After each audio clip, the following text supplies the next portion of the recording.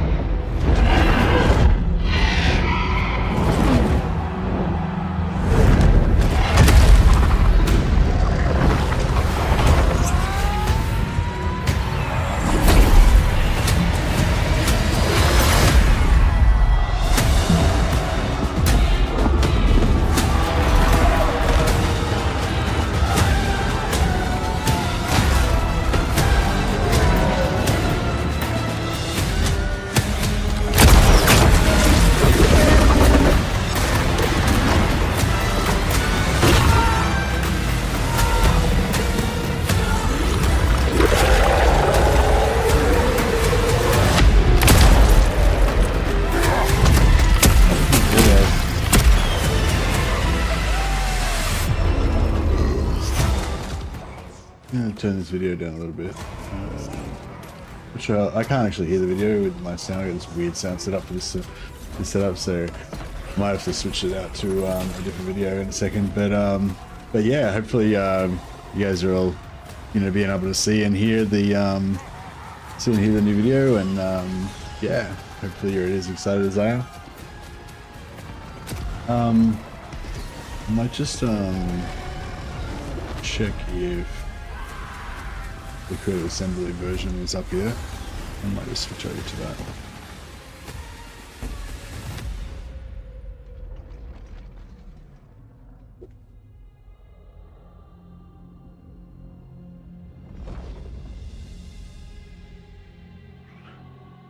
Tears of joy.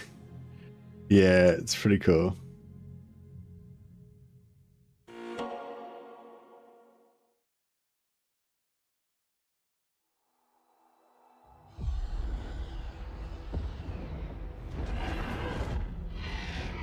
Yeah, they never do disappoint, do they?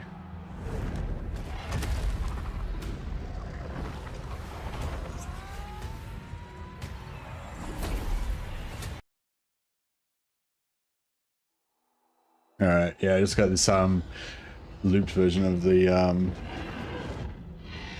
this version from the virtual video. No, there's no release date yet, I don't think. I think the release date is coming soon though.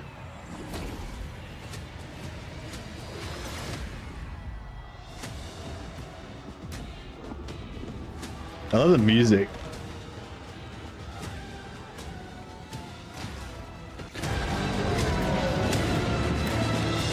And just the general vibe of it, it's just, I don't know, it's so cool.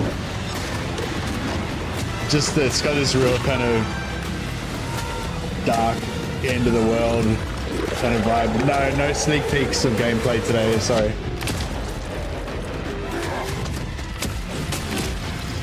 There's Malachi. And there's a Slay hero. Jubal Salt. You know, there is a Thunderbarge, yes. There's also a Goblin Hewer, or whatever it's called, the Axe Thrower thing. The Slayer Axe Thrower artillery.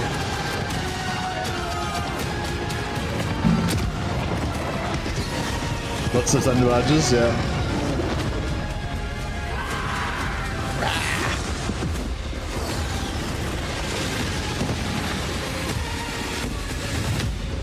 You did see snipers for the Empire, yes.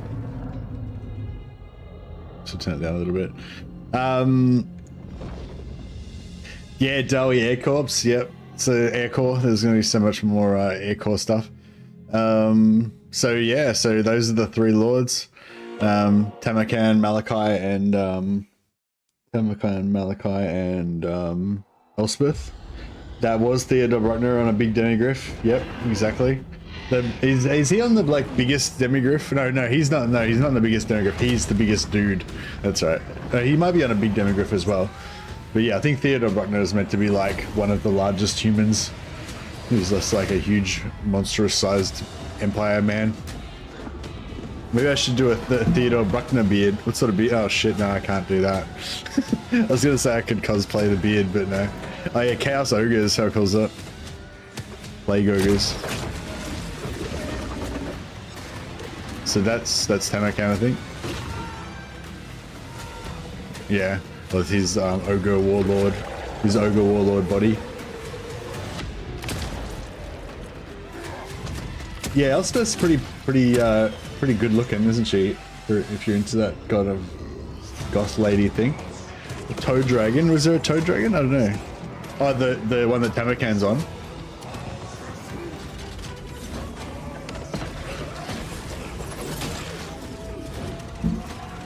Was there a mammoth? No, just in the war horde or whatever.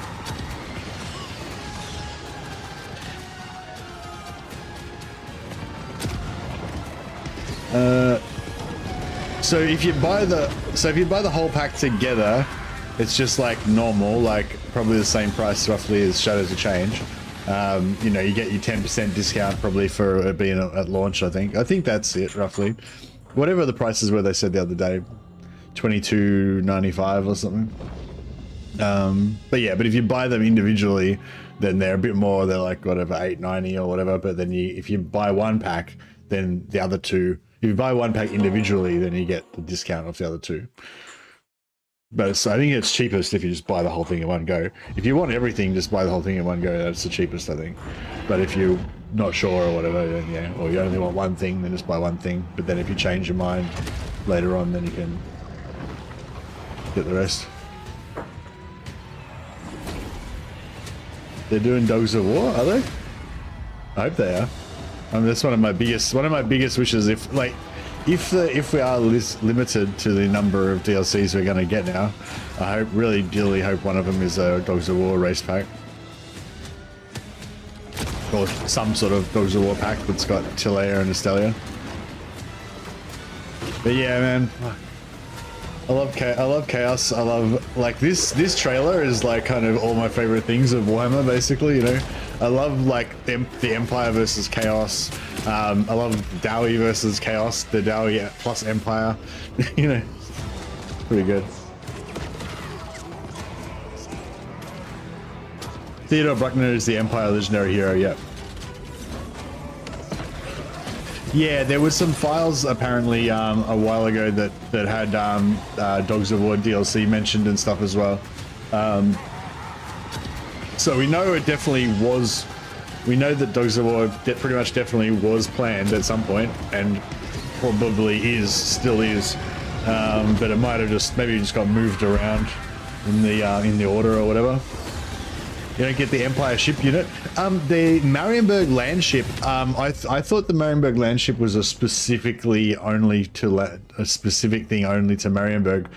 But I don't really know the lore about it. But yeah, I thought it was kind of like Steam tanks, like super rare kind of thing, but maybe even more rare, like it was just only Marienburg that had them or something. But yeah, I don't know. Maybe not. Maybe they're not so rare. It's kind of goofy, but I also kind of like it. Yeah, I don't know. I'm not sure how I feel about it. I might look up the land ship on the Warhammer wiki and see what it says about it.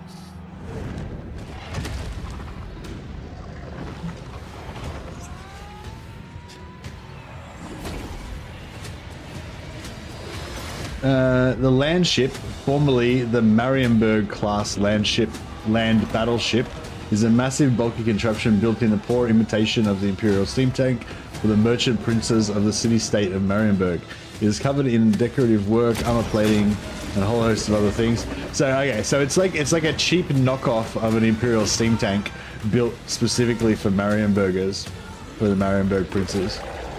Yeah, that sounds familiar. Without the vast manpower and veteran men-at-arms the Empire can call upon, Marienburg has often been forced to buy its way out of trouble, and its Merchants Guild have long learned to rely upon mercenary forces, blah blah. Yeah, so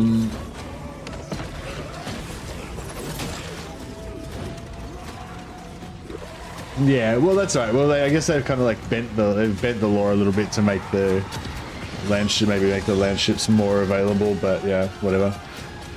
But yeah, it's definitely a really cool, iconic unit. That's quite kind of iconic of the whole kind of style, I guess, of like Warhammer technology.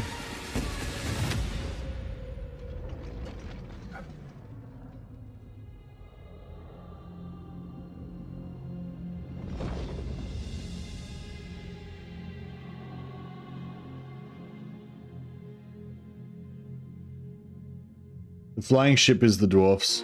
The flying ship is the dwarfs. The land ship is for humans. Yeah, the release date will be coming soon, I'm sure.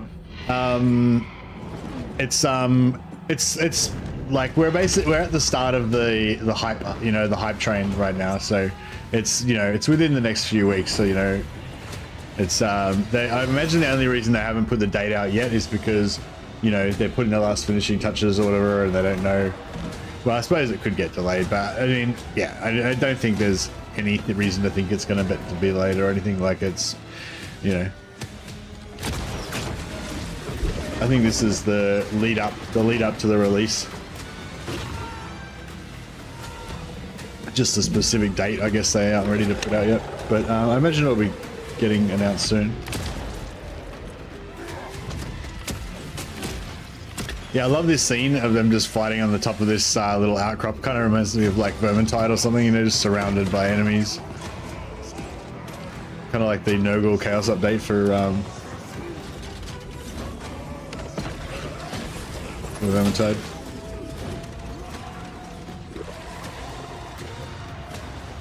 Yeah, what's that mount as well?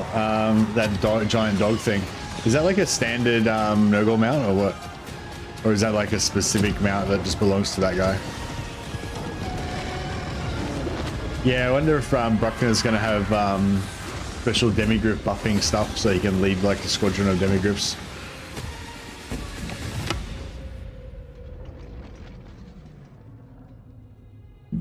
The Dwarf Lord is Malachi Mackerson. He's a dwarf engineer slayer.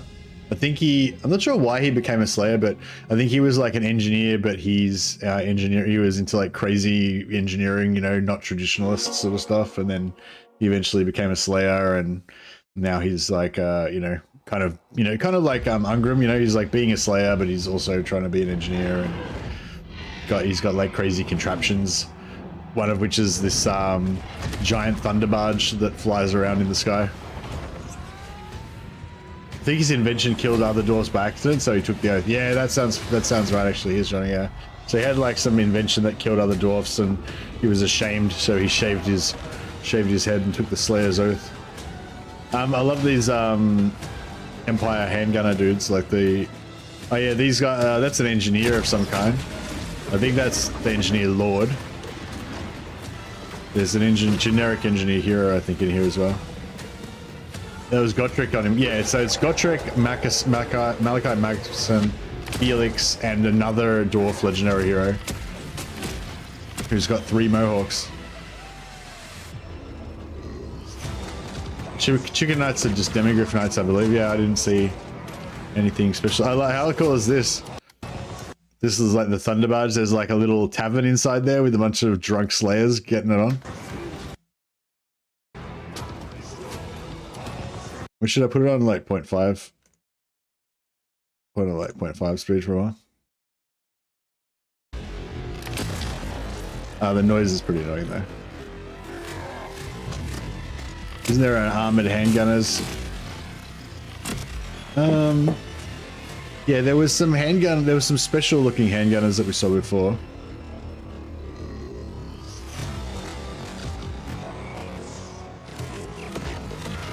Yeah, the Thunder Barge just unloading.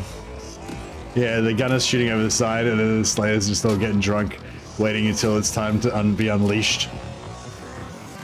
This is the captain. Spirit of Grugny. Yeah, the Spirit of Grugny is like the special Thunder Barge for Malachi Mackerson, but I think that there might be generic ones as well.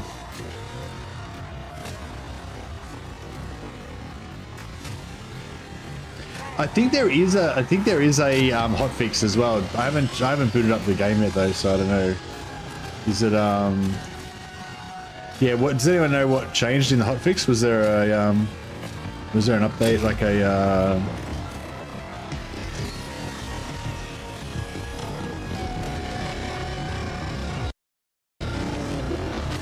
It's a big hotfix. Oh really? Is there notes of it on the Total War page? Should we read that out? Oh yeah, hotfix 2. Hotfix 4.2. I'll bring that up and we'll have a look at it. Oh, all right. Well, I guess that's not doing much for us.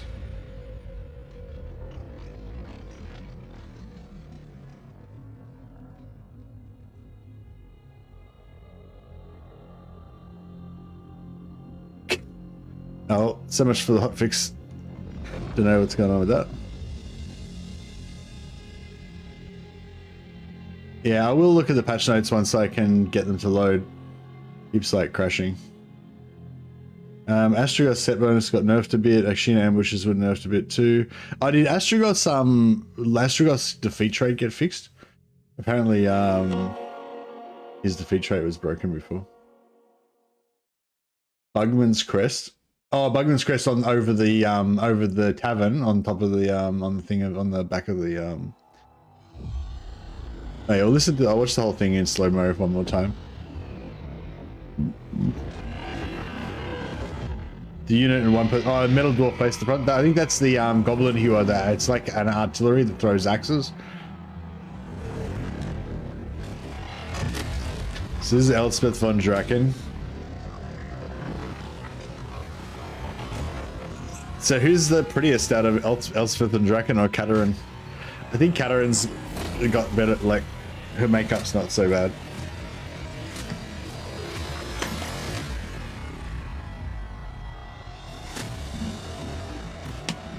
Looks like Epidemius was in the trailer? Oh, really? Reichsguard Foot? No, I wish there was Reichsguard Foot.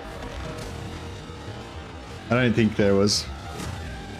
So, yeah, so this is some sort of infantryman with some sort of gun. Looks like a repeating gun.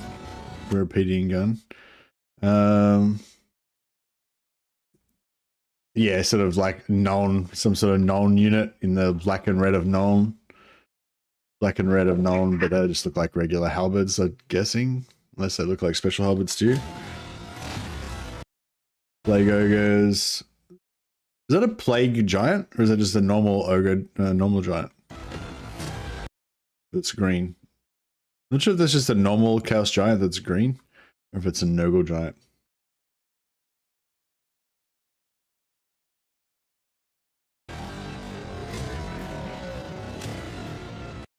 So that's an engineer lord. That's another one of these. Are more of those special Nuln handgunner guys, I think. Halberds don't have breastplates. Yeah, halberds have breastplates. All Empire state troops have breastplates. They don't. I think they don't always have backs on their breastplates though. They could be like a slightly heavier armored version of halberds or something.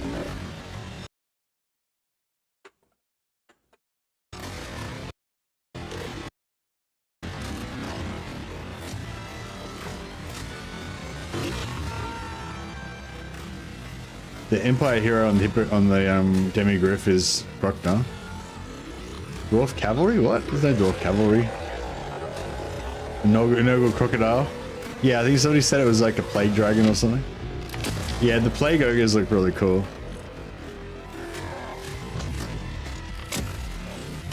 I wonder what the battlefield kind of role of, like, I just love this scene of them all just fighting back to back. Wait up, is that?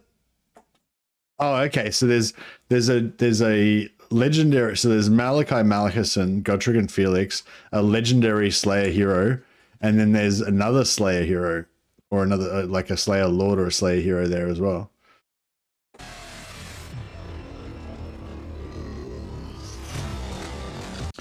Steam News says DLC is arriving this spring. What's the day of spring?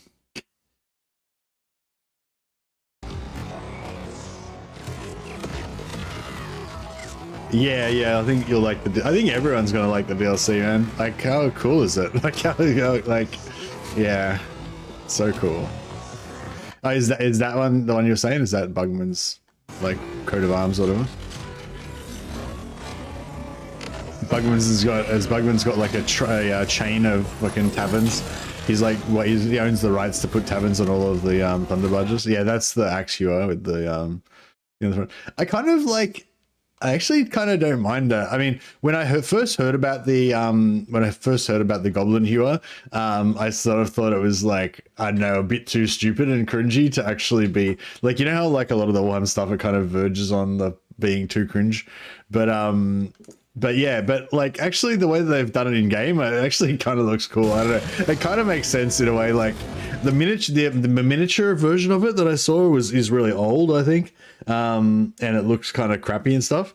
But but this one's like a much more updated, fancier version of the Goblin Hewer. Sorry.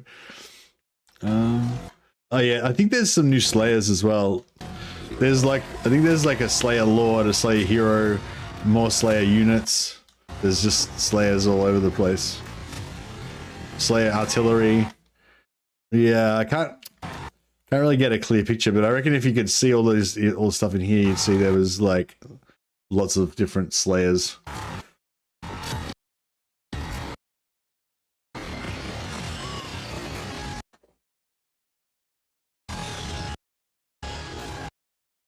Like those are different from the normal Slayers. They've got like tattoos and stuff. Yeah, check it out. They're different from the normal Slayers. They've got tattoos and stuff. They've got like more badass like axes. They've got like badass rune axes and stuff. Yeah, that's a land ship. Oh, is there more? Oh, there's 3 of them. I didn't even notice that there was 3 of them when I first saw it. I only just noticed the middle one. Yeah, so they're not unique. Obviously, there's multiple land ships. Doomseekers. Yeah, there might be Doomseekers. Is there any other types of Slayers apart from normal Slayers, Giant Slayers, and Doomseekers? Maybe engineers will have ship mounts. I don't know. I don't reckon that. Maybe. I don't know. I don't feel like the ships should be mounts though. Same with the Thunder Barges. I don't reckon they should be mounts because they're too like big. You know. I mean, I guess other factions have war mammoths and stuff which are pretty big. Pirates with pistols. Was there pirates with pistols? Engineers should have gyro mounts. You reckon? I feel like Malachi Mackerson should have a gyro mount, but I don't know if other, because there's a bit in one of the books that I read where he jumps on the side of a gyro. He's not piloting it, but he just gets a lift from one. But I don't know if other. Like, I don't know, do engineers normally fly gyros or do special like the engineers just make the gyrocopters and then dwarf pilots pilot them, you know? I'm not sure. I'd be unsurprised by either answer.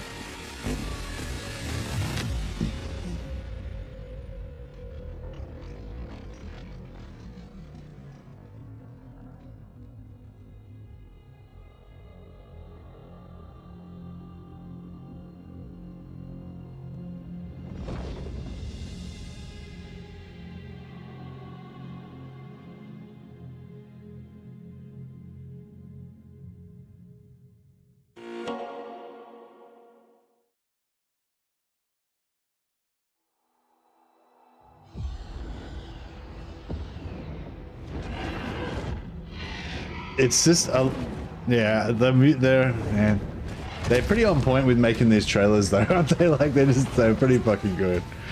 Like this one's just so like the atmosphere of it, you know, and just I don't know, it just gets you hyped up. So like gets me hyped up so much.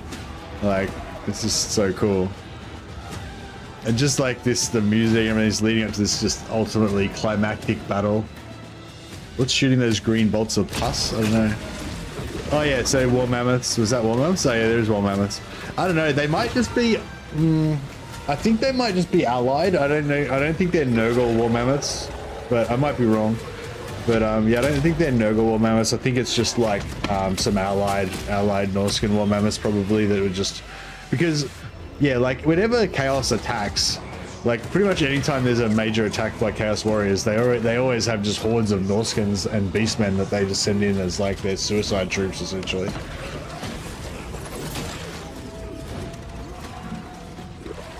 I haven't read the Tamakan books. Oh yeah, so that's. Oops! Oh shit. Yeah, so that's I think that's Epidemius, and that's I think that's a legendary hero. I forget who it is though.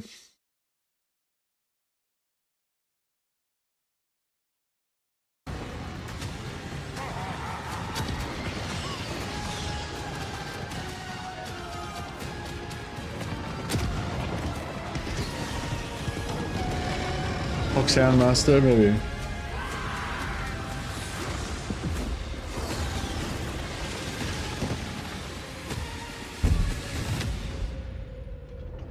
What does the Steam page say now?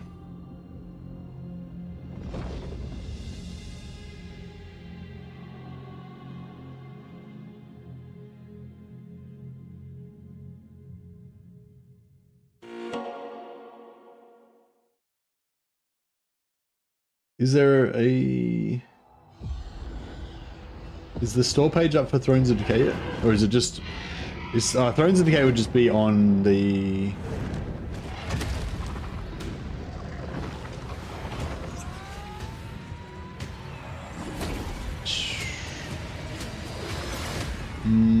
So there's no Steam page up for Thrones of Decay yet. There are notes on Steam? Oh, the patch notes are on Steam.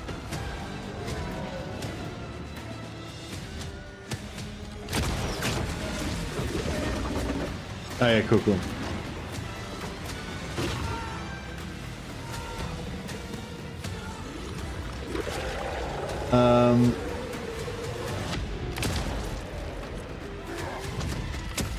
So we are deploying a new hotfix 4.23 to tackle some more bugs and fixes. Fix high elf battle map. Fix Gorich not displaying correctly. Fix issues with Warfric, the Wanderer's quest battle sort of toy world.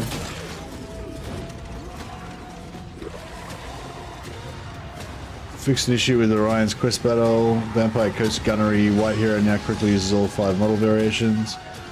Oh, there's 5 different model variations of the Gunnery White Hero. I didn't even know. Dryker's stolen power trait now correctly applies across all tree type units. Nakai settlement occupation tooltips were listed the wrong units. Fix missing tooltip to the chivalry cost in the Britannia technology tree.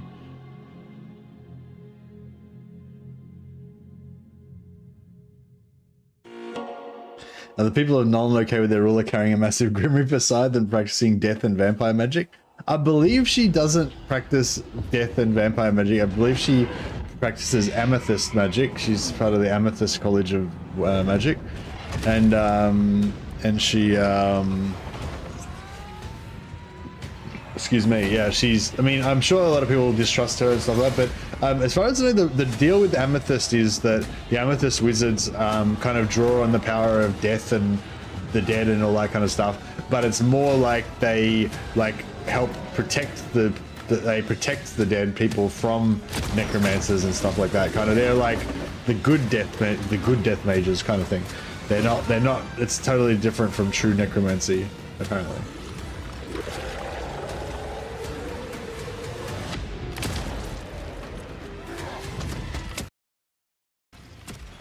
Sorry, I'll lower this background while we're So what you're saying is Knights of More are coming. I think Knights of More are already in the game. They're a regiment of renown for Ostermark, I'm pretty sure.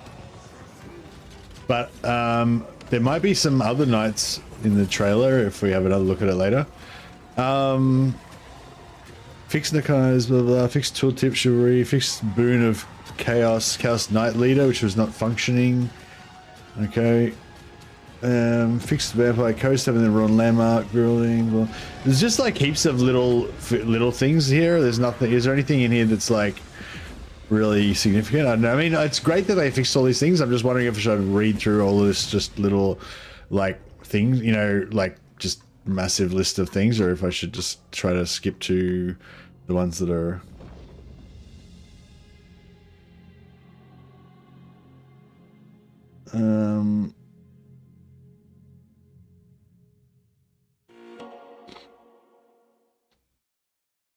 Oh yeah, if anyone wants the patch notes, I'll just put a link there so you can read them yourself if I'm not looking at the right thing.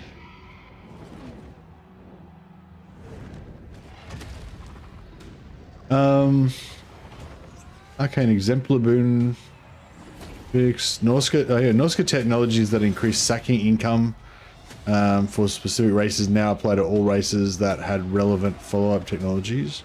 Okay. Big Star Chamber build, increasing all Lords rank rather than just Slan mages. Siege Redline Incendiary Ascent now gives bonus to missile strength of flamer units rather than weapon strength. Okay. Replace Rapunzel's combat skill Indomitable, leadership bonus with Tenacity, hit points bonus. She has a skill guaranteeing Unbreakable and making it redundant. Oh, that's good. Fix the Dark Portal, Gift of Chaos not applying to Demon Prince and characters mounted on War Shrine. Fixed faction coloring on some unit cards. The demigriffs will get some buffs that benefits their reputation. Yeah, yeah, it'd be interesting to see if they get any other buffs up. I mean, I assume that Bruckner's going to have some buffs for demigriffs, but it'd be interesting to see if they get any other buffs. I mean, I assume Empire's going to get a rework, so it'll be interesting to see, you know, what gets reworked, whether we get, you know, whether Lords get new skills, we get new technology buffs, we get new, you know, what new stuff we get for Empire. At the minimum, we need that Imperial Authority crap fixed for Karl Franz. Not crap, but, you know, that Imperial Authority system that's got some, you know, some issues with it. Decay technology, Master Bulwark, how to change bringers unit, blah blah, fix Kislev Redline skill. Man, so all of these fixes, like, I wish I'd known that. I wish I'd known that before. Apparently, Skirmisher Traditions, like the rank 7 skill, was already applying to Kislevite warriors before, when they weren't rank 7 yet, and it was applying to the regiments of renown twice. So they would have just been like super strong. With the arrival of the Nolan Lady, where do you think they'll send Gelt to? Yeah, I can't. It's like, yeah. Oh yeah, so sorry. So now the other thing about this is, now that the announcement trailer has come out, I can confirm that I've got early access to the game, and that I'm going to be streaming it as soon as I'm able to. So yeah, so I can't give you the dates, the release date, I don't, because it's not confirmed yet, I don't think. But if somebody sees them confirm it officially, let me know. But as far as I know, it's not confirmed yet. But I can tell you that I will be streaming the game from Tuesday the 16th. So 6 days from now. So yeah, so I do have early access to the game. So that means I can't answer any questions about the stuff. So yeah, so I can, but like on the positive side, I haven't actually had a chance to look at a lot of the stuff. Well, actually not positive at all, but I haven't had a chance to look at a lot of the content because there's so much stuff to look at. So I can speculate on some of the stuff because I haven't actually played it yet. but you know, if I'm speculating on it, then that's pretty, yeah, because I haven't played it, then, you know, my opinion's not really very useful, is it? Can you stream all 3 freely? Nah, on the so on the 16th, when I'm able to start streaming, that will just be for the FLC reworks and Epidemius.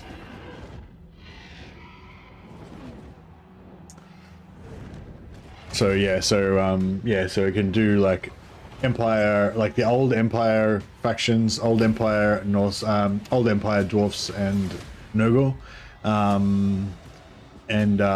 or Epidemius, the free LC Lord. What do I think about sending Gelt to Australia? I don't care.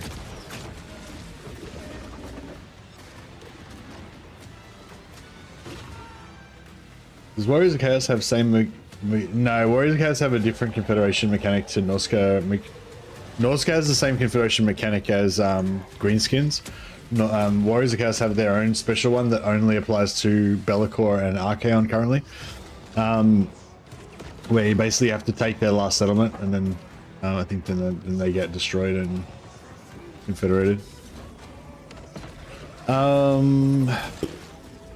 Had a Changebringer, blah blah, Kids of Red Skulls, Echo Hellbrass, blah blah. It just looks like heaps of little fixes for things that I didn't even know were wrong, like in the first place.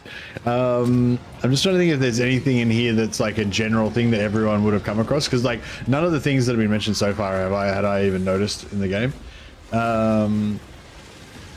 Why do you think they dropped the patch today? So they could fix all this shit that I'm reading right now, Kyle. What? What do you mean?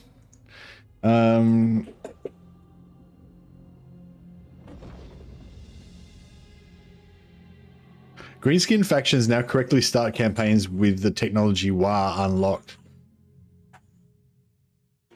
Is that significant? I don't really remember what the technology looks like for Greenskins, but yeah. Is that to fix the green screens not using their WAR during battle? Oh, maybe. Does the WAR technology like give you the ability to WAR in battle? Like, do you not have WAR like when you first start? That's crazy. Fixed an issue where income would decrease after owning a huge number of settlements. Okay. Fixed issue with Satan's VFX. Resolved issue causing leg twists. Fixed visual clipping. Fixed characters in pre or post battle sometimes displaying the wrong scale or position. Yeah, I noticed that my armies keep being in the wrong position when they're sieging. They'd be like heaps further away from the siege. So I guess they fixed that. Fixed an issue with a model would glitch, blah blah. Correct an issue with 3D portal animation. Fixed issue with gate master. Fixed issue with Josina. Blah blah blah. Improved stability. Improved stability by fixing crashes related GPU device lost events and improved recovery mechanisms after the device lost events. Yeah, so there used to be some crashes to do with events popping up and stuff like that. I wonder if that's related to that, or if they're talking about, I wonder if they're talking about in-game events, or they're talking about some technical stuff. Porting around, fix the capture weight of malicious tree men. Oh, for capturing settlements, capturing region, special locations and settlements. Fix flickering, blah blah. Vampire fleet captains have charged defense. Astrogoth Iron Hand set bonus. Oh, they nerfed his set bonus. Fixed the melee profile and physical resistance amount of several ethereal units. What do they mean by fixed? What do they mean by fixed? How did they fix it? Oh, as in some of them weren't reduced to some were left at 75%. Okay, cool. So yeah, so they're saying the old physical resistance for ethereal was 75%. They did a change where they basically reduced all of them from 75 to 55, but I think they raised the health a little slightly and maybe changed some of the other stats a little bit. So yeah, but apparently they missed a few of them, but they've now fixed it. Fixed non-Black Ark lords appearing in the Black Ark menu. Okay, I hadn't noticed that. Removed splash attacks from Akshina ambushes. Crazy. I didn't even know the Akshina ambushes had that. There's more overpowered stuff they had. Fixed a crash that could occur when resolving a battle during the end of a turn. Okay. Fixed issue Scaven warp throwers. Fixed Kyrus's bewitching potency not applying. Mastery elemental wins to cultists mounted on war shrines. See again, I didn't even know that as well. Cool. Well, yeah, there was pretty much nothing in there that was of any interest to me. I mean, you know, above just minimal interest, you know, whatever.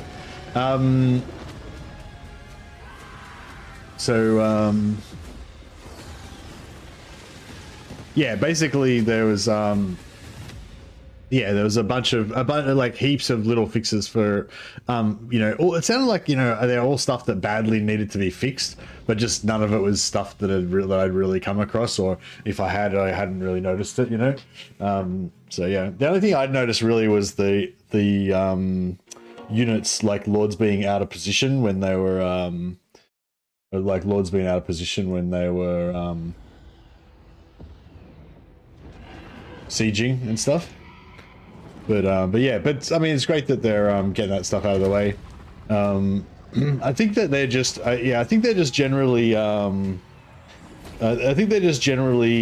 you know, trying to keep hot fixes coming out regularly as part of their new sort of commitment to the community and stuff, to just keep things happening like at a faster pace, you know, and more you know, like their old system was, or what they said was that their old strategy or whatever was basically just to do as big of an update as possible, as far apart as possible, you know, because I've heard that from other IT people before. That's like the easiest way to do it, right? You just get everything all sorted out and then you put it into a build all in one go, and then you release it, and then you work on a whole bunch of fixes on a non-live version, and then once all the fixes on the non-live version are done, then you do another big release, you know.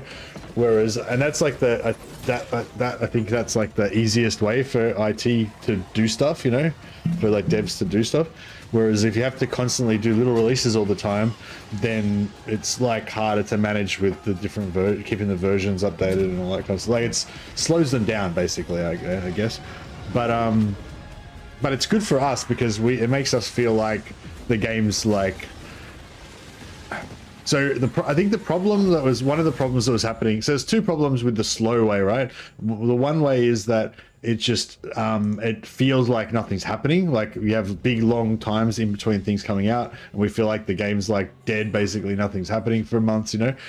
So that's the one problem. And the other problem is that they don't get feedback. Like they can spend like 4 months doing all these fixes and everything, but we aren't giving them any feedback because it's not live yet, right? And then they release it. And then we start giving them all this feedback about all this broken stuff, but then the next update doesn't come out for another 4 or 5 months or whatever. So we're just stuck, you know? So they kind of committed to not doing that and like releasing like faster updates and hotfixes all the time.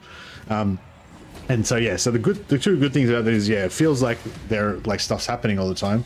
And also we can give feedback like in a more timely fashion and get that feedback, you know, acted on so that the live game is a bit more functional more often, hopefully.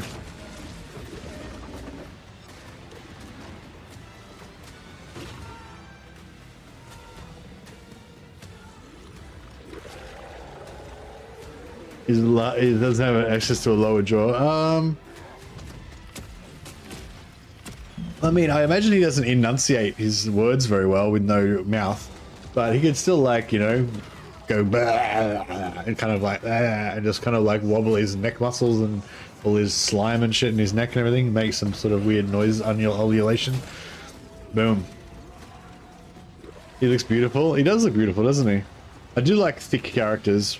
I don't really like the look of that guy on the Noggle mount. I like the look of those Slayers. What's the that's Demigryphs. I'd swipe right on Tomacan. Look forward to use those flying ships. I don't know about the flying ships thing. I'm not really. I mean, it's hard to like. I'm sort of against them in concept, like, but seeing them and like it's just really they look really cool and it's really exciting, you know. But yeah, I kind of like I don't know.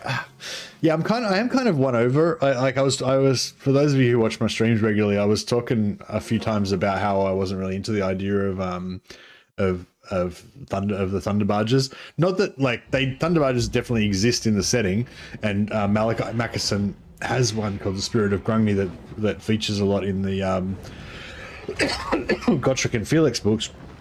So they're definitely a real thing, but I sort of felt like they didn't really represent the kind of spirit of the dwarfs, I guess. But I don't know, like, yeah, this video has just definitely kind of sold me on it, you know, like, just I don't know, like this video really I don't know, like I can't really explain it. Like, what am I trying to say? Like, okay, so normally with Warhammer 3, like there's the fantasy aspect, but then there's also the total war aspect, right? Of it being a war game, a strategy war game, and meant to be sort of like realistic within the setting kind of thing, internally consistent, I guess, with the Warhammer world and stuff. And in my personal, what I want, I guess, to represent the like real Warhammer world, or the Warhammer world that I think is real, you know, from my perspective. And so the Thunder Barge and like having like armies of 20 steam tanks and all that kind of stuff, like that kind of stuff, like kind of is a bit of a like it doesn't seem real to me. Like like in my mind there shouldn't be like heaps of Marienburg land ships everywhere. There shouldn't be heaps of, you know, steam tanks. There shouldn't be like armies of 20 Star Dragons, because those things should all be like really rare, right? Not really a normal thing that you would ever see, you know, in generally, you know, but this trailer and this DLC has kind of got me into this sort of other like perception of Warhammer, which is like the type that you like when you read the Gotrek and Felix novels. You're like in the middle of this adventure with like crazy shit happening and like you know, like I don't know, this, yeah, anyway, this trailer feels like a Gotrek and Felix novel to me, and it just feels awesome. I don't know, it just feels really cool. There are two different types of Thunderbudges. Yeah, there's there'd be like regular Thunderbudges and then the Spirit of Grungy Thunderbudge. Well, there might be more than two, but I think there's probably at least two, like a legendary one and a non-legendary one. Maybe there's a Regiment of Renown as well or something. One of them's got a brown balloon, the other one's got a bluish balloon. Yeah, that makes sense.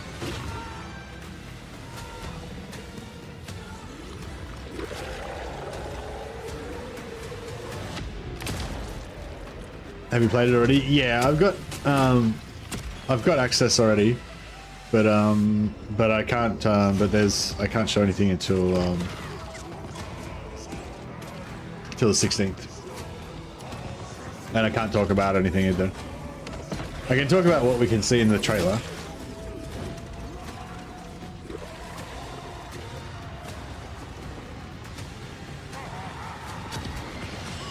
But yeah, that's an interesting point, actually, Leroy. Yeah, there might be. This might be an old.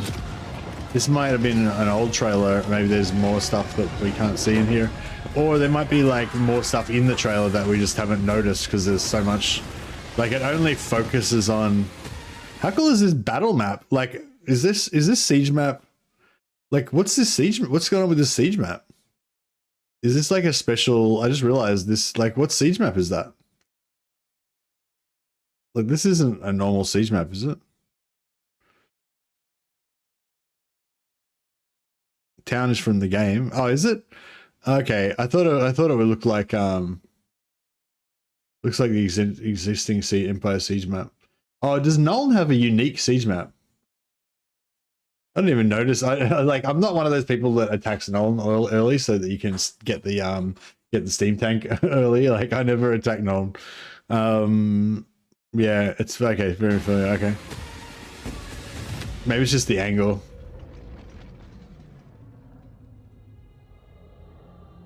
Yeah, I wonder if they're gonna fix any of those sieges and stuff. I don't think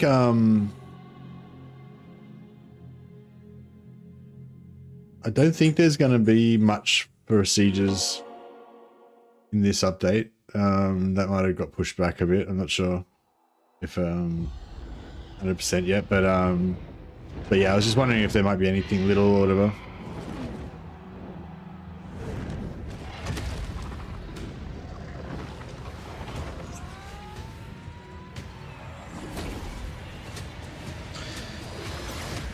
Since they don't reveal a release date, it's probably midway. Nah, it's not midway. It's like it's about to come out. Like, they don't release the trailer like this unless it's about to come out. Like, this is the start of the hype train of, like, you know, it's coming out soon. Buy it, pre-order it, get excited, tell all your friends, you know, that kind of thing. It's not like, you know, it's not like it's coming out, you know, next year or some shit.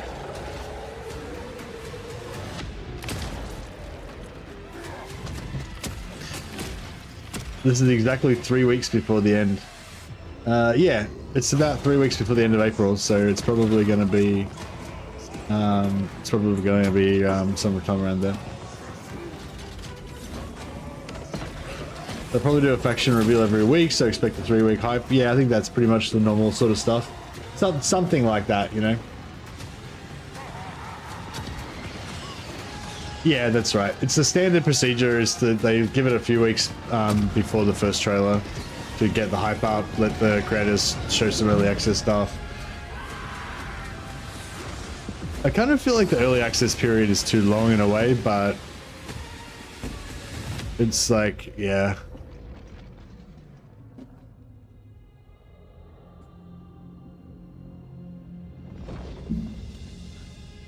They always allow pre-order. What's your point about pre-ordering, Thomas? How does that relate to the date?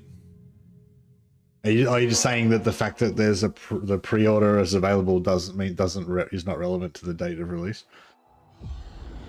Well, I'm saying it's all relevant. Like, they do the trailer and they open pre-orders a few weeks before they release the game. Like,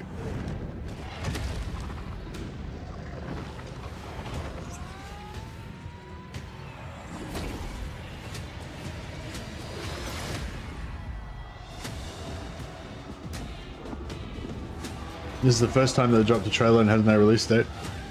Well, I don't know. As far as I know, there's nothing mysterious about it. They just haven't finalized the date yet, as far as I know. So, like, yeah, like, I mean, this is purely speculation, but I don't know anything secret or anything.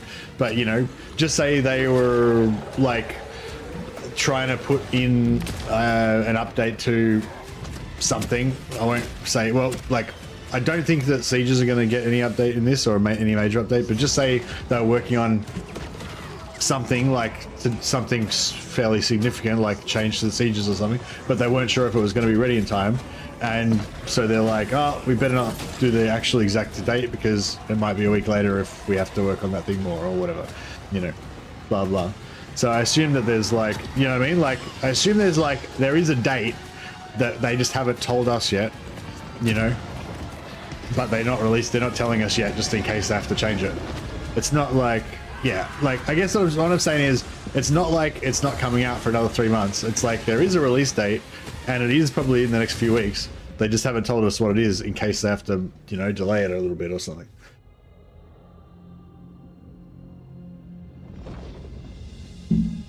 It'll have the same amount of content, like, as far as I know, it'll have the same amount of content as Shadows Change. So it'll have, every faction will have one legendary lord, one legendary hero, one generic lord, a bunch of units, you know. Same thing as what we got with Shadows Change.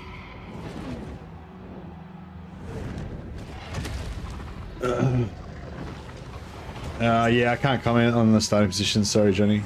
Not until the 16th, I don't think.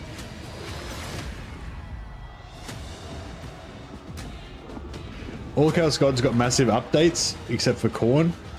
Slaanesh hasn't got an update.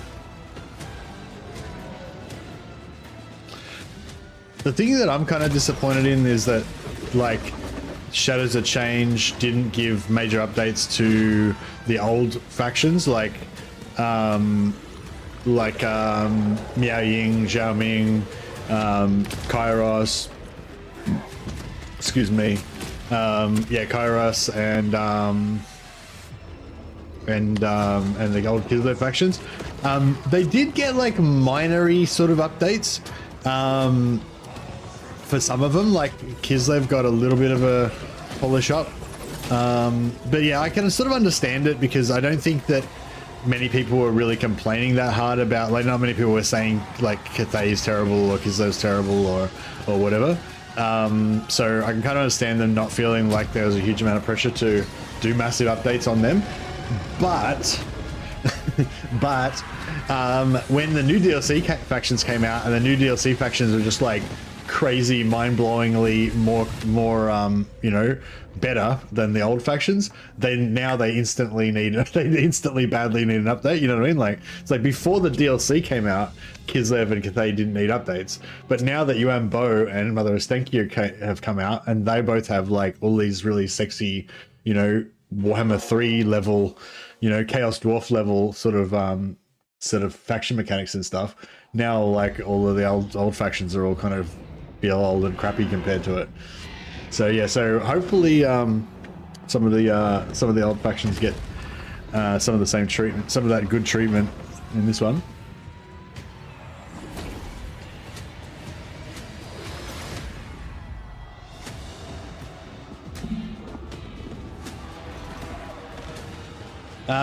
Yeah, I'm pretty sure we know it's known because you can tell the colors. All the infantry are in black and red. How sick! I love seeing all the Empire colors as well. I love yeah, like the known black and red looks really sexy. I don't know what it is about like uniform colors, but it's just I don't know if it comes from like, you know, a long time, like a childhood of like painting miniatures and stuff like that, like painting different colored Space Marines. But there's some like deep thing like that I just really get off on, you know, Space Marines with like slightly different heraldry and shit. And it's the same thing with the Empire state troops, you know, like a halberd with like, you know, quartered black and yellow for Avaland, or a halberdier with quartered you know, red and black for Nolan. Like I just love that shit. It's like they're different units. They've got special colors.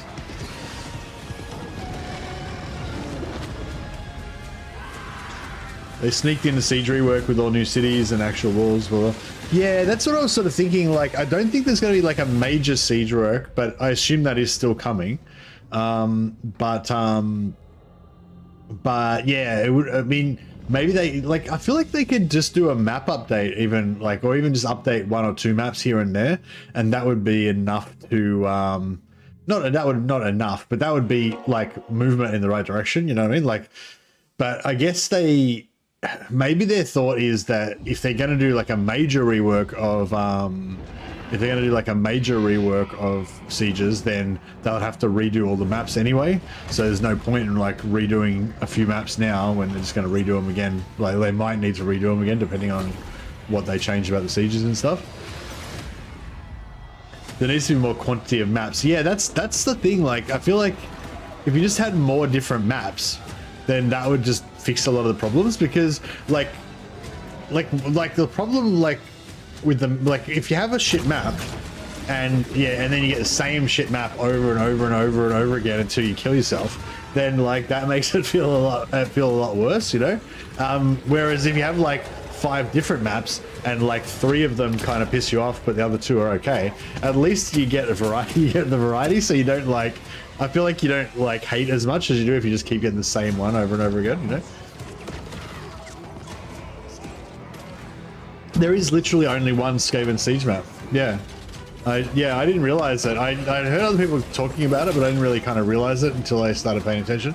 And yeah, the walled settlement, Skaven walled settlement, there's literally one map. Like every single time you attack a Skaven settlement, it's the same Skaven walled settlement map. And I always attack it the same way as well. I always go right side. Yeah, I always go right hand side.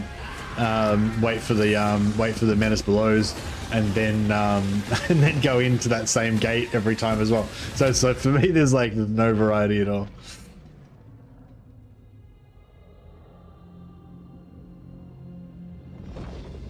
It's a shame they made all those beautiful unwalled settlement maps, but they just suck to play. Yeah. Yeah, I wonder if there's like a certain type of army that's really good at fighting unwalled settlement maps, like just artillery, 20 mortars. You can just mortar everything to death. I wouldn't mind having like doing that. Just have like Karl Franz on a demigriff and have like 19 mortars and just have him like try to pin the enemy down while the mortars are just blasting everything.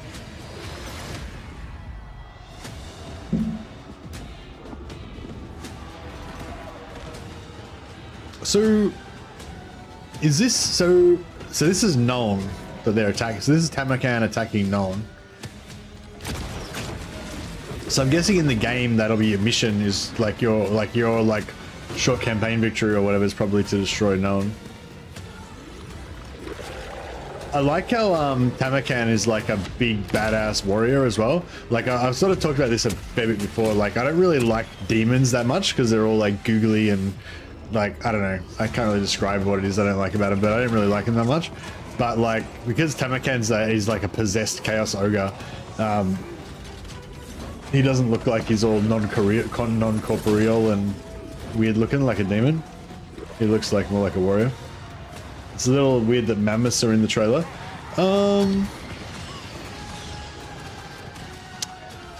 Yeah, I guess so. Well, there's demigriffs in the trailer. The demigriffs aren't part of like the DLC.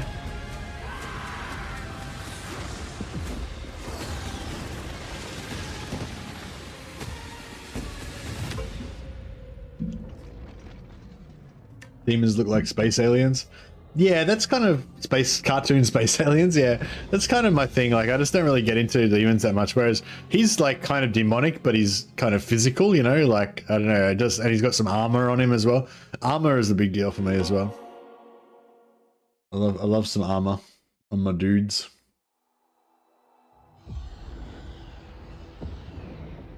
Slightly disappointed the Toad Dragon didn't grab someone.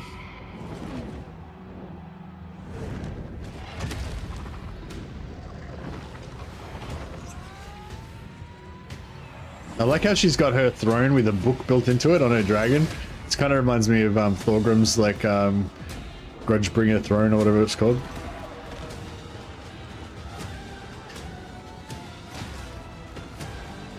Yeah, I'm trying to see some of the Empire. So, oh, I don't know.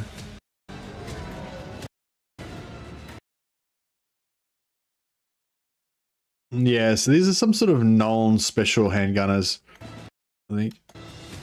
And there's an engineer lord. Or is it an engineer hero? Maybe that's an engineer hero.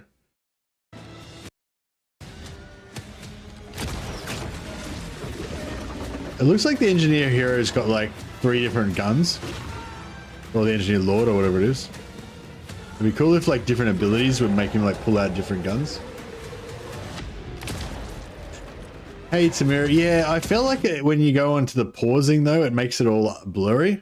Like you gotta like you can frame forward, but it's like everything's all blurry constantly. Whereas if you play it, it kind of makes it more crisp somehow. I don't really know why that is, but yeah, I feel like if you put it on slow-mo, like if you put it on 0.25 speed, then it like it still stays kind of clear. But yeah, but if you pause it and go frame by frame, it's just constantly blurry because of the motion. I don't know why that's doing that, but it seems to be the way it is. If you pause at 32 seconds, there's a large green monstrous creature.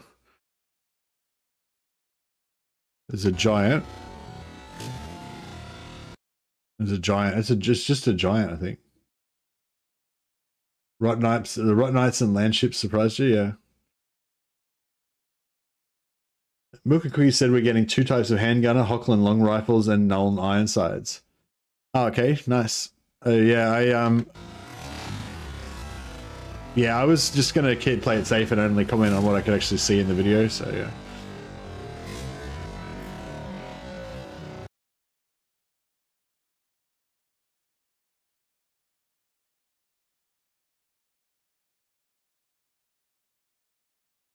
Oh, next to the giant.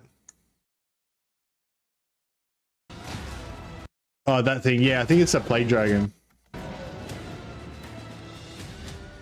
It's the same. It's the same thing that Tamarkan's riding on, isn't it? Isn't it a plague dragon? I think it's called. He's got a pretty sweet beard. Toad dragon. Toad dragon. Sorry, yeah.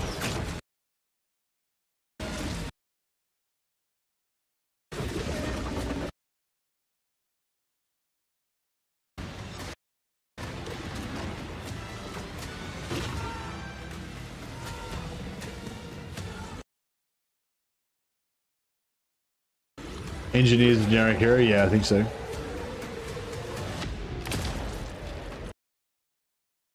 Yeah, engineer generic hero and engineer lord as well.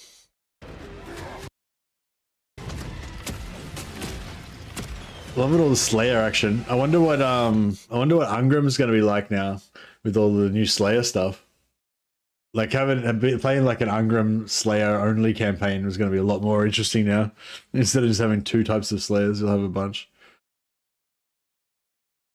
I'm shocked by this info that Hochland long rifles are here. Why are you shocked?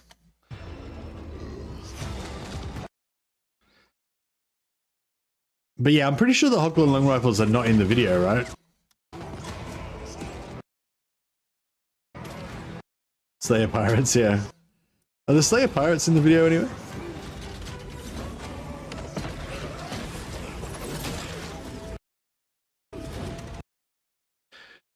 I can't see. I feel like there's different types of Slayers in there, but maybe it's just the Doomseekers.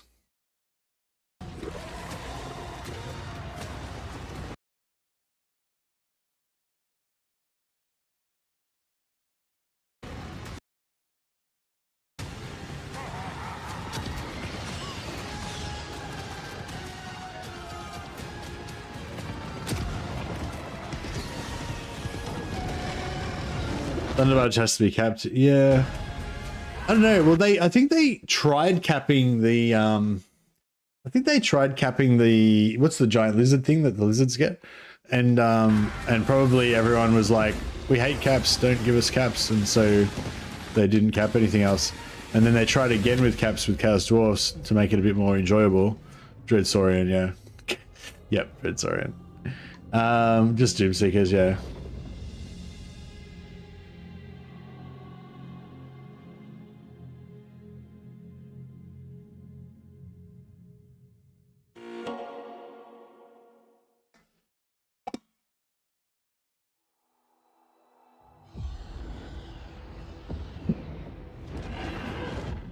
Screw you, Benji.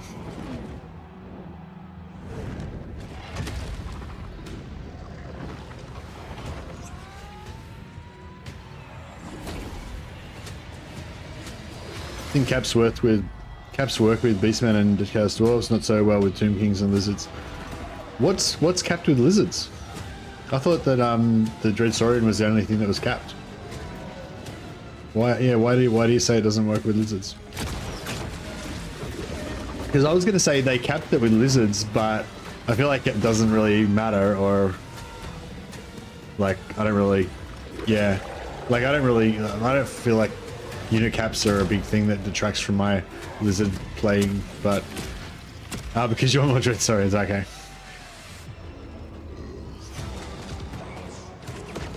But aren't Dread Saurians kind of like Godzilla, like some like monstrously, unreasonably huge thing?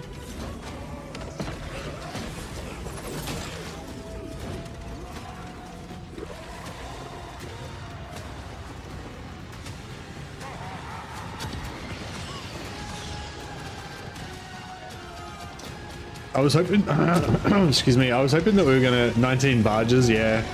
I think okay, I'll do that for sure. See how the Nurgle Cav units will work.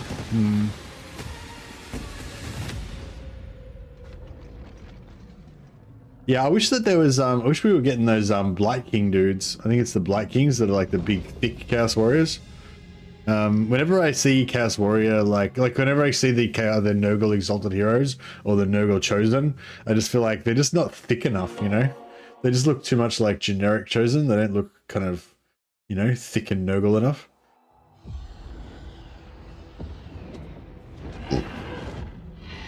Don't get too excited, Benji. I don't think that they're like some totally new type of unit that's never been in the game before.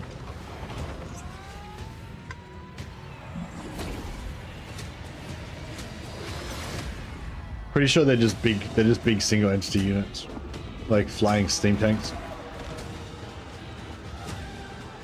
They don't do it on modded in, yeah. Yeah, I think they're just like yeah, they're basically like big kind of like big gyro bombers, you know. But they'll have like, yeah, they'll have like multiple weapon systems on them.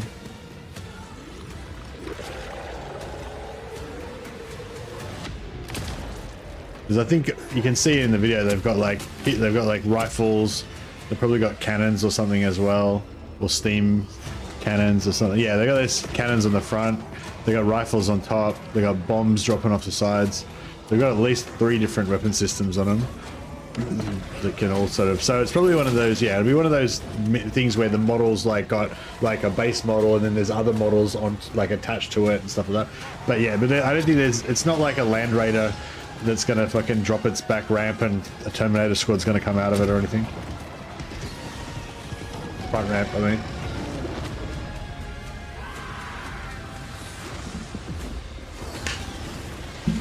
But yeah, there's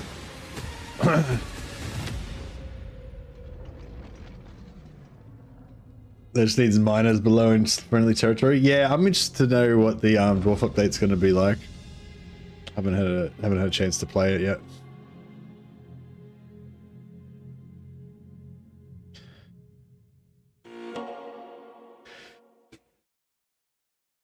Non-slayers on the deck of the barge, but you can see slayers drinking inside. Yeah, I wonder if that particular one is the Spirit of Grugni or if you've got another trailer to watch, then let me know. I'll watch that one instead, Halo. Also, fuck you.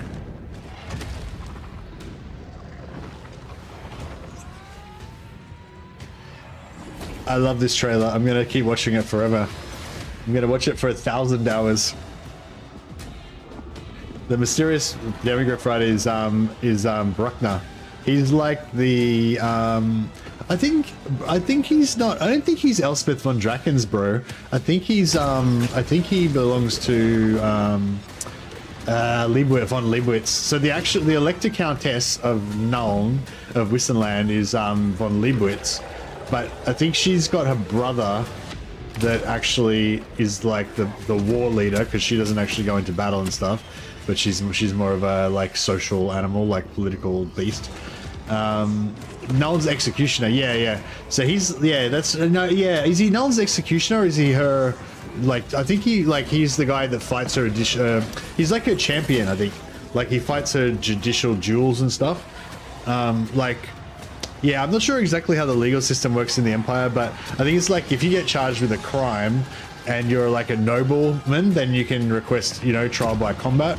And so if it's a trial by combat again, the charges are being brought by the state, then von Leibowitz's champion would fight the duel. So yeah, so he's like, I don't think he's the executioner exactly, maybe, but I think he's the guy who fights the judicial duels. So he might, yeah, he's technically not the executioner, I think, but maybe he is technically an executioner as well, but he would also execute people in judicial duels if they, Theodore Bruckner, yeah. But I don't think, so he's not actually Elspeth von Draken's dude, he's actually von Leibowitz's champion, I think. Emanuela von Leibowitz, yeah. She's useless and pretty, I don't know if she's useless, I think she's useless in combat, I think, but yeah, I think she's like, she's like a political animal, like she's really good at being, being the one that's in control of everything, but she's not very good at fighting or magic or anything. I wonder if Kislev will get access to Bruckner. Oh, really? Is there some sort of relation between them? I wonder if the book Beasts in Velvet is actual lore. Emmanuel's brother is not quite right in that one. Emmanuel's brother is a girl that like they forced to pretend to be man or something, didn't they, or something? Because they wanted a male heir or something.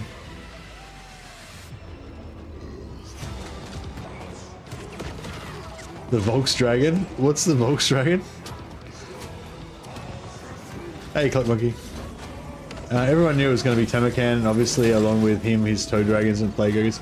Yeah, I wonder if, I wonder if some of the other content creators, like, already know, like, ages in advance, because, yeah, I don't know. I mean, I don't know, but, like a lot of people predicted, like, it seemed like some of the other creators like predicted Temecan and Elspeth von Draken like fucking ages ago. And like, I don't know, like, do you know what I mean? Like with the information that I had, which was nothing, there's no way that I could have like really predicted that, Yeah, you reckon because of the Thrones of Decay, Thrones of Chaos? Okay, so you reckon that they could legitimately have maybe? Yeah, no, I just thought maybe like one of my theories was that they teased that it was Temecan in the post. Okay, cool. Might be some. Yeah, maybe. What I was thinking was that maybe like some of the devs had like spoken to some of the content creators about like lore questions or something like that. And then that had like tipped them off. But yeah, maybe it was more like just like stuff that they actually teased.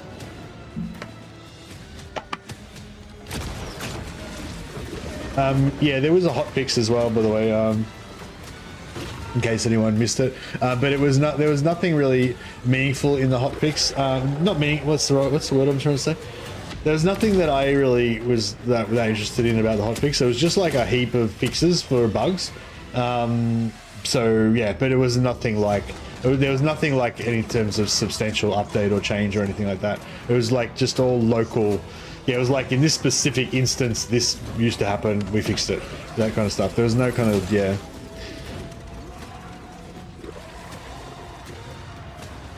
Yeah, that's it. That's it. I was sort of wondering if, yeah, a lot of the content creators have personal connections with the CA employees, or they're talking to them about stuff or whatever, and they figured out things that way. But it might have just been all like legit speculation.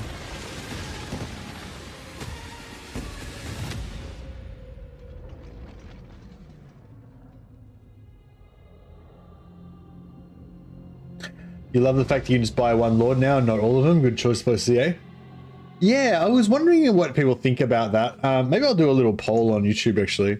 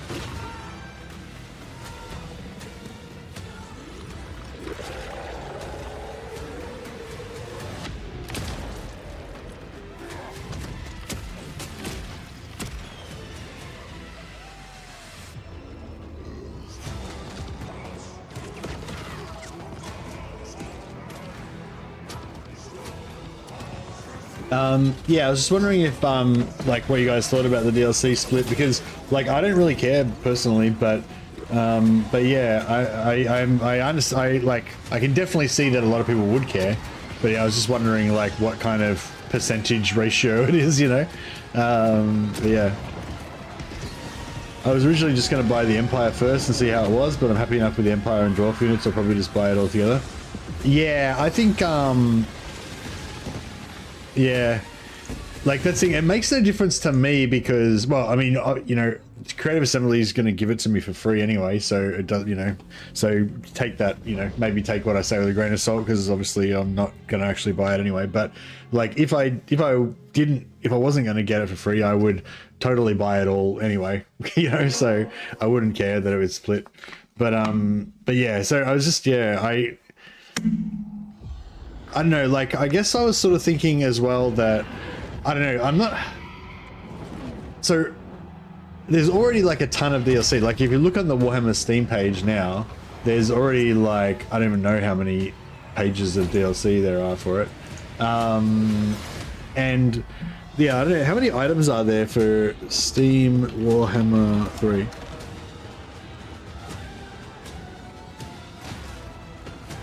Does it tell you how many total items there are?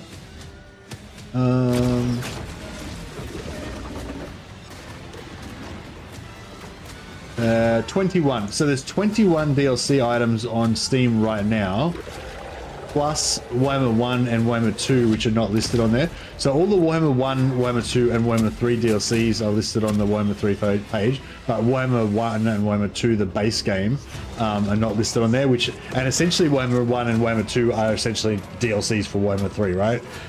So if you include them, there's 23 DLCs.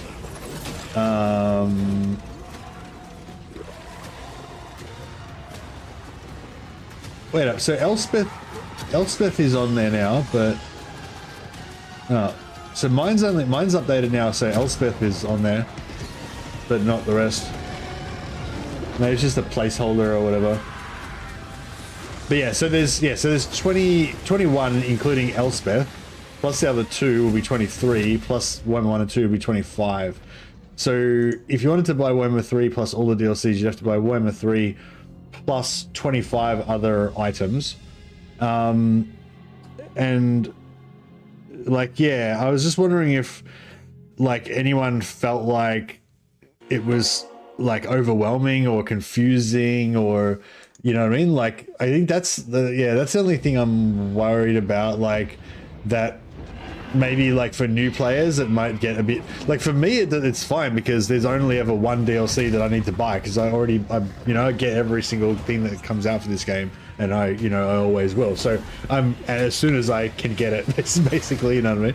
So it's still simple for me. I've only ever got one thing, whatever the newest thing is. I just need to get that, and then I've got everything, right? But if you're just getting into the game and there's like 26 things that you need to buy, yeah, like, I don't know. Is that like, I don't know, yeah.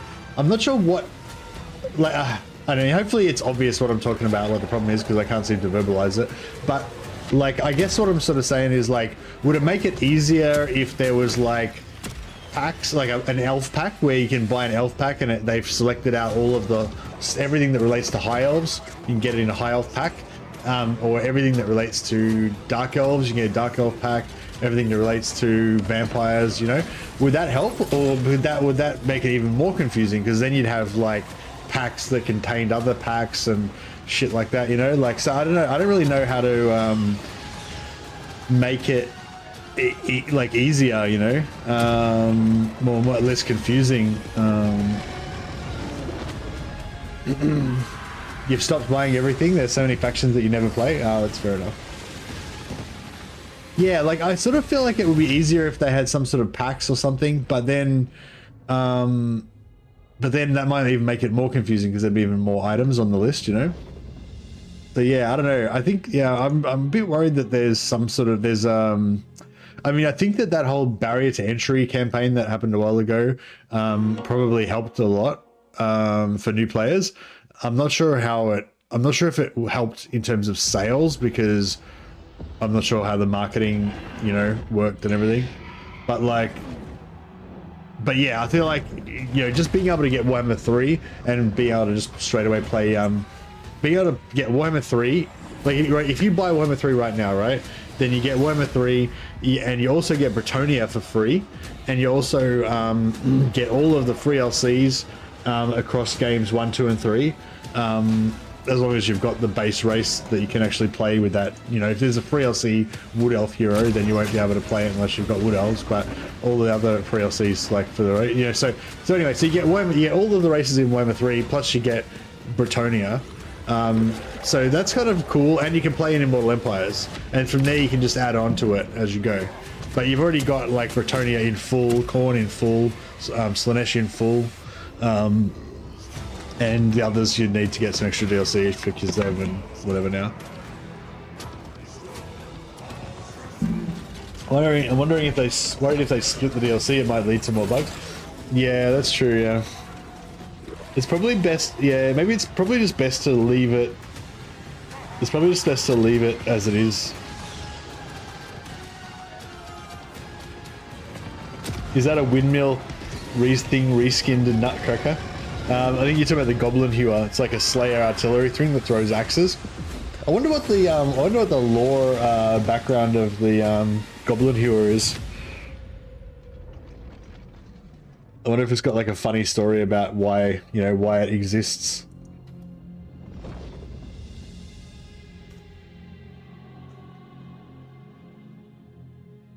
All right. The Goblin Hewer is a dwarf war machine created by Malachi Mackison. Oh, okay. Well, that's all we know.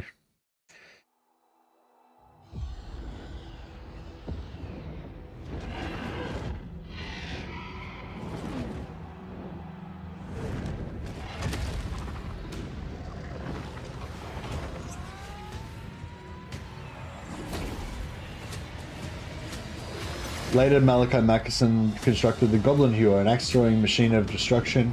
With the new invention, he became a mercenary. He worked exclusively for dwarfs, the Empire, and Dogs of War armies that would be part of the Slayer cult army during Storm of Chaos. In the beginning of Storm of Chaos, he was also hired by Imperial Gunnery School of Nuln to transport new cannons and mortars with his new airship, the besieged city of Middenheim.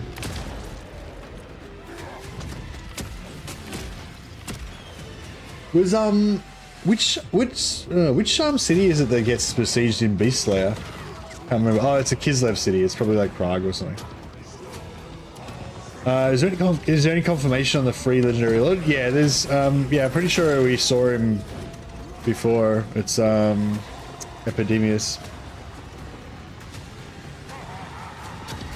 There's only 2 units in each faction and not at all. What are you talking about, Disciple? What? Sorry, was that? I'm not sure what you mean.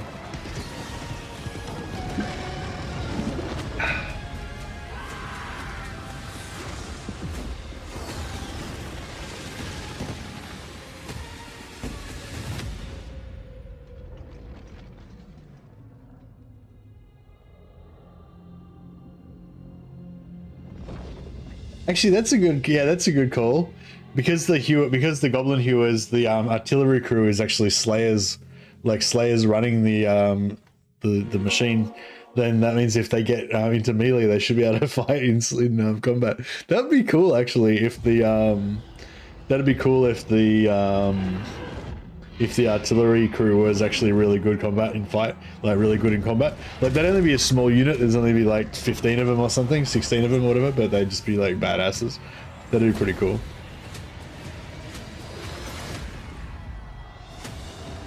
Yeah, maybe that's a thing that they should do at the end, and it should be like heavily discounted. Like, I really hope that at some point they make like a gold edition or something like that that costs like $100 or something, and they actually, yeah, that'd be cool. Yeah, but maybe when once they completely like finish all of the DLC for the game, they should like maybe reorganize it into race packs and just have all of the elf stuff, all of the dwarf stuff, you know, so whatever race that you like the best, you can just get everything in one go. There'll 100% be a definitive edition. Yeah. Yeah, they could just bring out like one more DLC with like, yeah, like maybe when they do Nagash or something, they could just do Nagash by himself as like a $10 DLC, but then also release the definitive edition, including Nagash at the same time. So then you'd have like, you know, you'd have all of the existing community that's already got everything would buy Nagash, and everyone would be going crazy about how awesome Nagash is and shit, and get everyone getting back into the game that hadn't played for a while. And then also all the new people would be able to get the definitive edition that'd be like cheap and stuff. At 1 minute, the Thunderbarge is shooting something that looks like a Rot Knight. Rot Knights are flying. This guy on the running thing the Rot Knights ride. The Rot Knights like giant dog like beasts that look like what that hero is riding.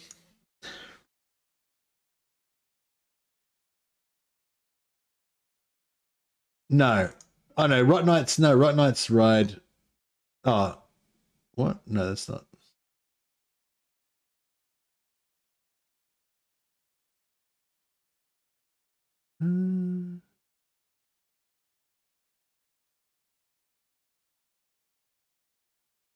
Oh yeah, yeah. They ride these giant Nurgle dog-looking creatures, like that. What that hero is riding, yeah.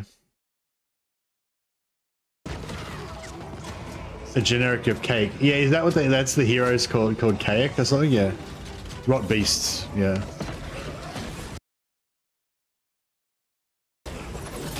Where's the? Yeah, the Slayer. There is a Slayer artillery crew on there. Yeah, this thing, the Kayak or whatever his name is riding. Yeah, I don't really dig them that much. But they look fast though. Are they fast? They look like they'd be faster than, you know, most Nurgle stuff.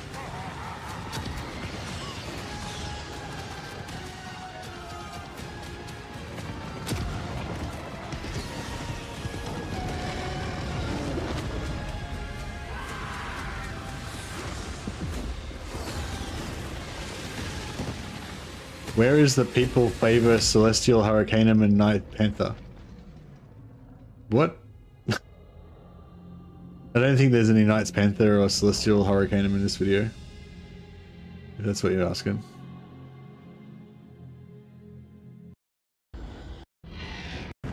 Was there some Rot Knights at the start when Tamakan?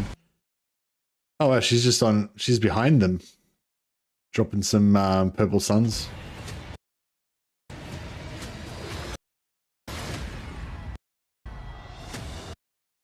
Red Unclean Ones. Red Unclean Ones are so cool.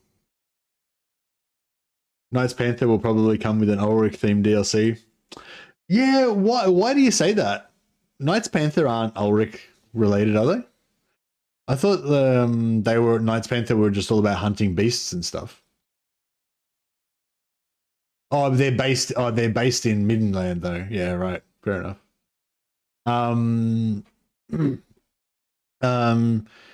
Yeah, so yeah, Knights Panther. Yeah, so I wonder if we get Knights Panther and we'll get Knights of the White Wolf and we'll get like Tutagen Guard. Yeah, I hope we do get an Ulrich DLC. Like, I feel like, yeah, I feel like out of all of the Empire Knights, the Knights of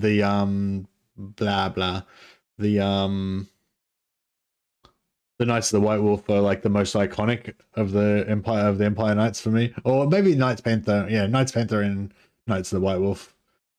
Knights of the Blazing Sun, I guess, because they were in Warhammer Age of Reckoning, but before that I didn't really know who they were.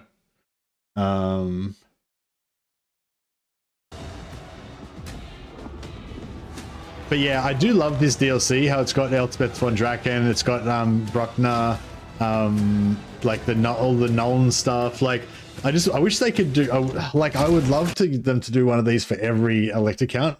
Like, because I love that whole idea of how every Elector count and faction in the Empire has their own flavor, and, you know, like provincial kind of customs and stuff like that. And, you know, like yeah, like Midlanders are generally like kind of more like grim and warlike, and they, you know, they're into Ulrich. They're like more, you know, I don't know, a bit more rough and ready, I guess, and warlike than the more sophisticated Southerners. And like the Nordlanders are, you know, the Southerners joke that Nordlanders are like half Norskin and whatever, you know, and blah blah. The Avalanders are like far away from chaos, right down in the south, and they've got like their rich fields and what have you, and like, you know, like you know, Talabheim and Talabheim's got their like hunting and theme kind of thing going on, and worshipping Tal. Hochland's kind of got that. What's the difference between like Hochland and Talabheim in terms of their kind of like vibe? I mean, both Hochland and Talabheim are both into like hunting and stuff. They're both, I guess they both probably dig Tal. Tal's like, I think Tal's like the god of like, you know, the wilderness or whatever, hunting and shit.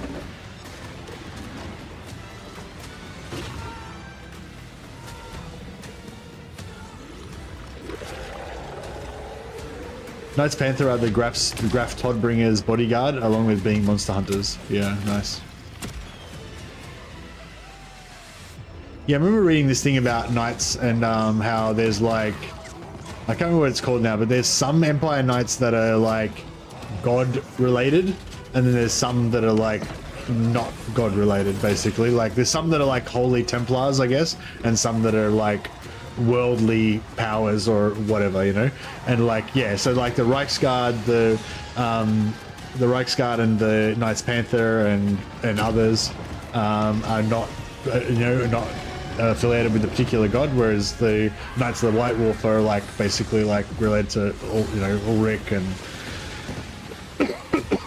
the Knights of Moor are like secular. Yeah, secular. There's like secular ones, and then there's like the religious ones as well. I think the Knights of the Blazing Sun, are the Knights of the Blazing Sun secular or not secular? I'm not sure about them actually. I feel like they maybe worship Mamidia or something, but not too much, not too sure. Floppy ogre.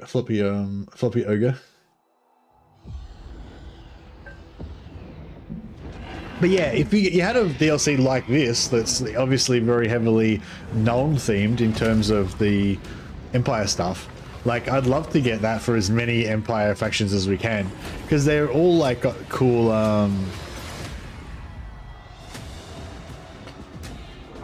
what are you talking about, Disciple of Siege? Oh, but you're just like mentioning random units that aren't related to the theme. It's like saying, why isn't there, I don't know, just something totally unrelated. Why isn't the Ulrich? Why isn't the High Priest of Ulrich in the video?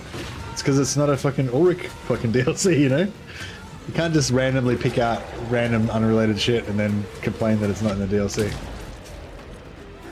You can complain if it's you can complain if it never gets into the game, but you can't complain that everything isn't in every DLC.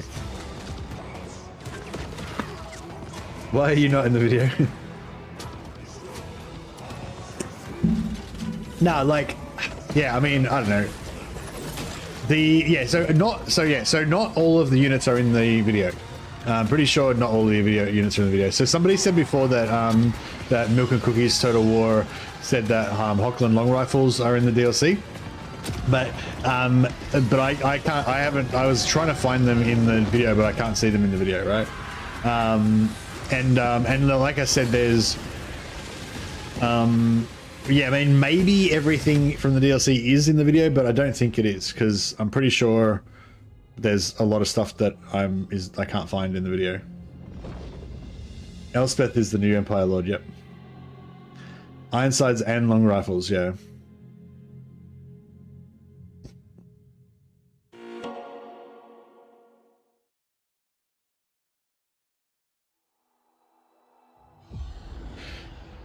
Yeah, no, this is I feel like this is a very different beast to Shadows of Change. I think the similarity to Shadows of Change is that it's got the same number of units in it, probably, or the same, you know, same number of. It's got, like, you know, it's got a legendary lord, a legendary hero, a generic lord, a generic hero, and a bunch of units for each of the different races. Plus, it's got a free LC lord. Oh yeah, that's another thing too. So free, you know how they said, oh, they're like, oh, we're going to do free LC heroes now, and then they did some free LC heroes, and everyone got real pissed off when Shadows of Change came out. And now they're like, all right, fuck it, we'll do free LC lords again then. So yeah, so they totally, you know, backflipped on that, right? We're back to getting free LC lords again. So that's really cool.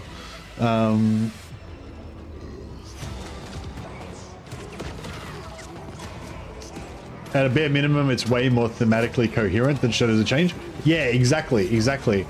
Like with a Stankia in Shadows of Change, I just didn't even know what that was about, really. You know, like I still really can't quite. I mean, I feel like after the update, it's better, but it's still a bit weird. But yeah, like, yeah, this video, like, I don't know. It's sort of, I don't know. I can't even talk properly. But yeah, this DLC looks fucking awesome, I reckon.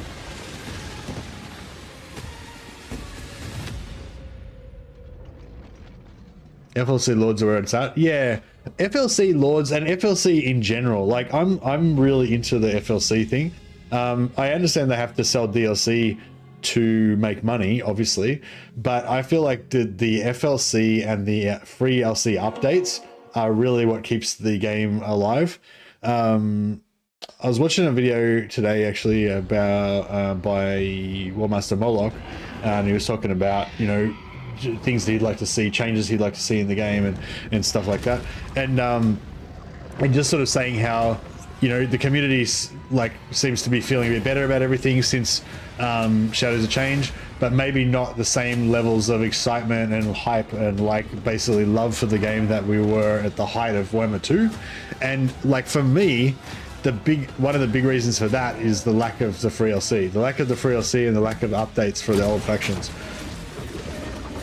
But yeah, and I'm hoping that this DLC we're going to see some really good faction updates and free LC updates for the old factions, because that's the thing with the biggest thing with Shadows of Change is that, like, the biggest thing with Shadows of Change was basically all you got was the three lords, like Yuanbo, Mother of Stankia, and the Changeling.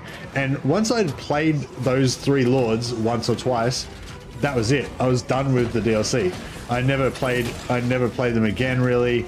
I didn't really have any interest in playing any of the other, like, basic, like, I never really wanted to go back and play Miaoying or Xiaoming, like any of the other base Cathay lords, or, you know, the Kislev lords or anything. Like, there wasn't enough in the update to really refresh the factions or anything, you know. It was just the DLC content, and once you'd used that up, then that was it, you know.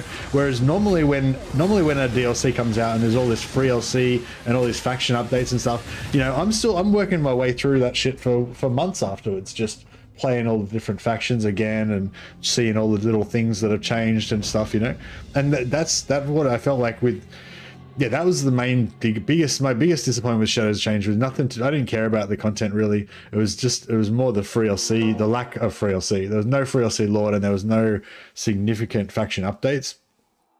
You know, and yeah, so this time I think we're going to get some good faction updates, which is going to so you know, it's not just going to be Elspeth, Malachi, Epidemius, and Temercan. It's going to be, you know, you can like Thorgrim, Belagar, Grombrindal, Karl Franz, Marcus Wolfhart, fucking, you know, like all the factions, you know, I'm gonna want to play them all now because they're all gonna be like freshened up, you know. It's gonna be it's gonna be cool. Plus, hopefully Gotrek and Felix will be fixed up. More nervous for the Nurgle part of the DLC. Blah, blah. Yeah, I think Nurgle definitely needs a significant rework. Did we actually see the Hochland long rifles in the trailer? I don't know if you actually see them or not. They might be on the wall, maybe. They should be able to pick them out easy because they've been Hochland colors. They've been green and red. I don't really remember seeing any green and red, but they are there.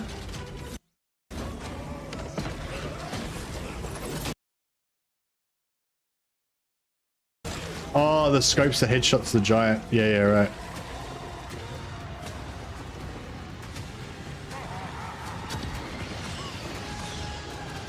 Oh, it's the generic engineer hero that shoots the giant, apparently.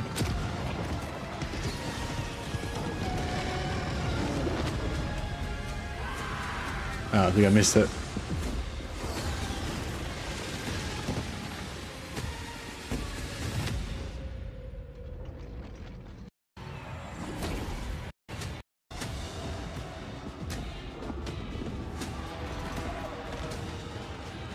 Nah. What are those owl cat things? Owl cat. Oh, the demigriffs. They're like wingless griffins. They're Empire monstrous cavalry. Yeah, so these are like the Null Ironsides, I'm pretty sure.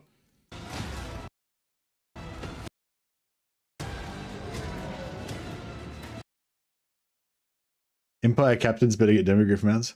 I don't know. I'm not really that into demigriffs. They're like another one of those. Like, I should shut up. Actually, I've got my own weird little prejudice. But yeah, I'm basically against. I'm not really that into all the monstrous units. I'm more interested in the like normal infantry and cavalry and artillery kind of stuff. But that's just an aesthetic choice of mine. Yeah, I don't think we saw any Hochland long rifle.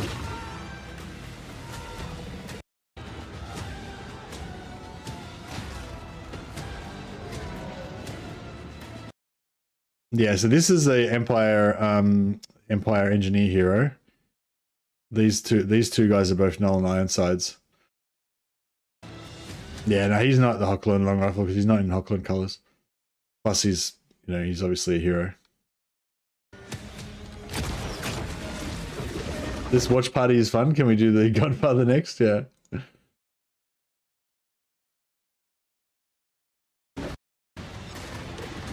Hero Lord. I think that's a hero, maybe. I'm not 100% sure.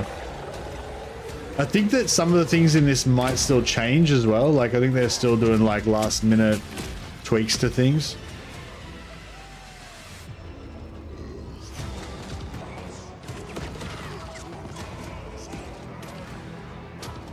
I think they said something about Malachi's gun maybe might still be getting updated or changed or something.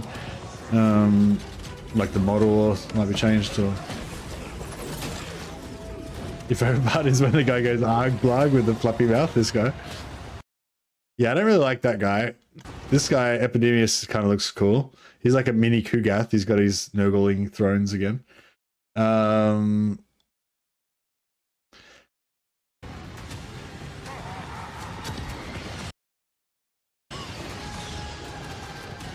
Just dwarfs layers.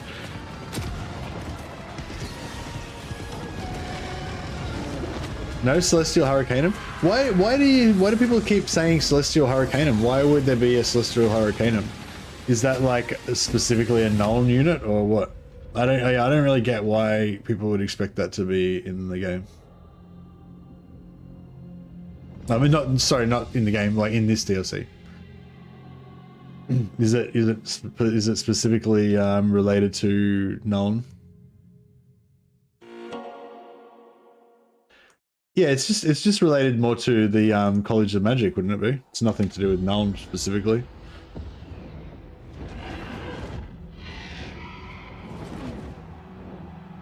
Blah, blah, large concert, creator Wizards of Celestial College. Yeah, it's a Celestial College thing. It's nothing to do with Nuln or with Amethyst College. The DLC only show 1 new unit for Empire, 2 new units for Jaws. Blah, blah, blah, blah. Yeah, I'm not really sure what you're meaning, Disciple, but there's a fuckload more than 1 unit for the Empire. I can tell you that. Yeah, I don't like. Not every unit is in this DLC. Like the Hochland long rifles that Milk and Cookies mentioned, they're not in the video. There's like yeah, I'm not sure if I should mention anything that's not in the video, but you know, I know there's at least a handful of units that I know are in the DLC that aren't in the video. So I don't know. I guess they just couldn't fit everything in. It's just a showcase. Yeah, it's not necessarily every single thing that's in the DLC is going to be in the video. This is just an announcement trailer.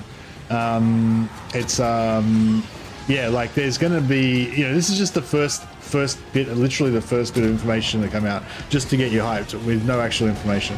So there'll be you know, there'll be future you know how it goes. Every few days they'll release a blog or a fucking, you know, showcase of a particular lord or something, and you'll get to find out more about all the different units and stuff. They have all the units on the Reddit. Oh, really? What Reddit? What are you talking about, Monkey Man Fu? What? Who's Reddit? What? Like the normal Total War Reddit has Creative Assembly put out something. Oh, you mean just like some fan created thing?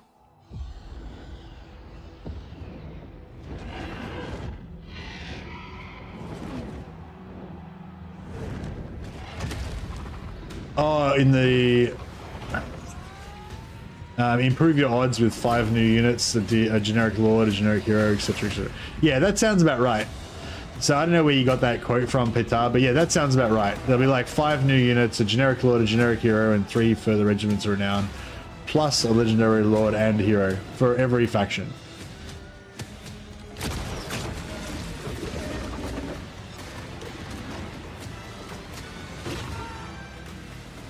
There's also some info on the Steam page. Yeah, I couldn't really... Does it say if I go into the Elspeth? So if you click on Elspeth, you get... Oh, okay, cool. There's actually some more information here, so...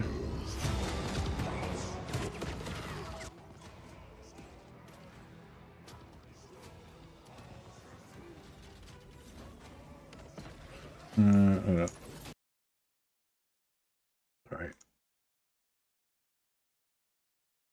Yeah, so the Steam page, this is for Elspeth von Draken. I hope you guys can see that properly. Make it bigger. Elspeth von Draken, brace powers of magic and gunpowder with Nuln's Gunnery School. Purchase exclusive and powerful units by unlocking... Oh, let's get our music going again. Purchase exclusive and powerful units by unlocking the Amethyst Armory. So that's her special mechanic that she has. She's got like her own unique, like kind of regiments of renown type units, I guess, or more, maybe they're more like you know, like the count units or whatever, but specifically to her. She's got her own special units that she can recruit and upgrade and whatever.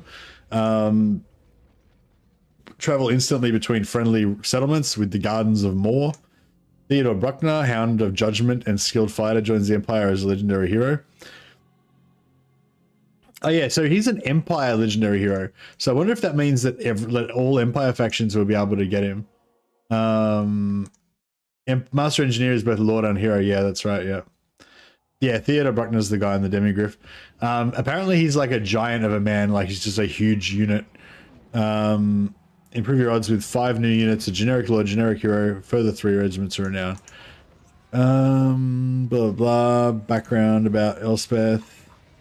So, where was the other...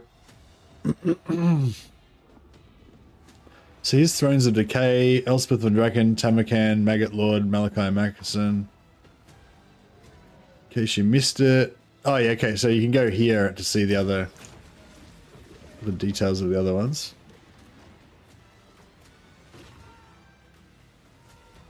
So with Malachi Mackerson, seek a glorious death, reap rewards, and test your latest innovations as Malachi Mackerson. So that's, I guess that's a comment about his special mechanics. Reap, seek a glorious death. So I guess you're doing quests, get some rewards, test your latest innovations. So you get some, inventing shit or whatever. Bolster your units from the skies with the spirit of Grungni, a mobile workshop and transport vessel.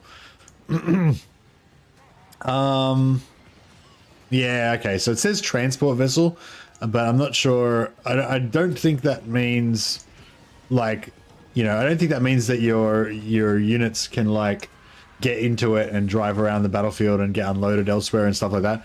I assume it means more like transport different like transport to different regions on the campaign map kind of thing, whatever.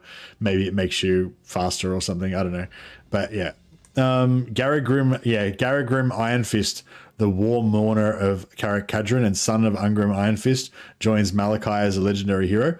I wonder if you start off with Garrett if you play as Ungrim. You'd assume that since it's Ungrim's son, if you play as Ungrim, you would get him as well, right? Improve your odds with 5 new units, generic Lord, blah, blah. And there's a bit of background about him.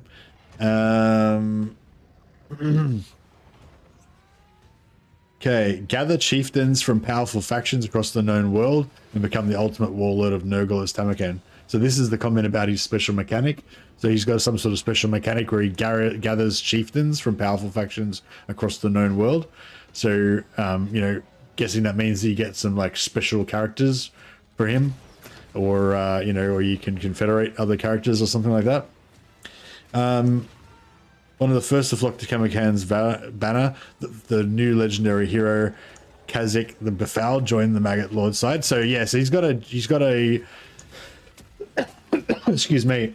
Yeah, he's got a legendary hero Kazakh the Befouled.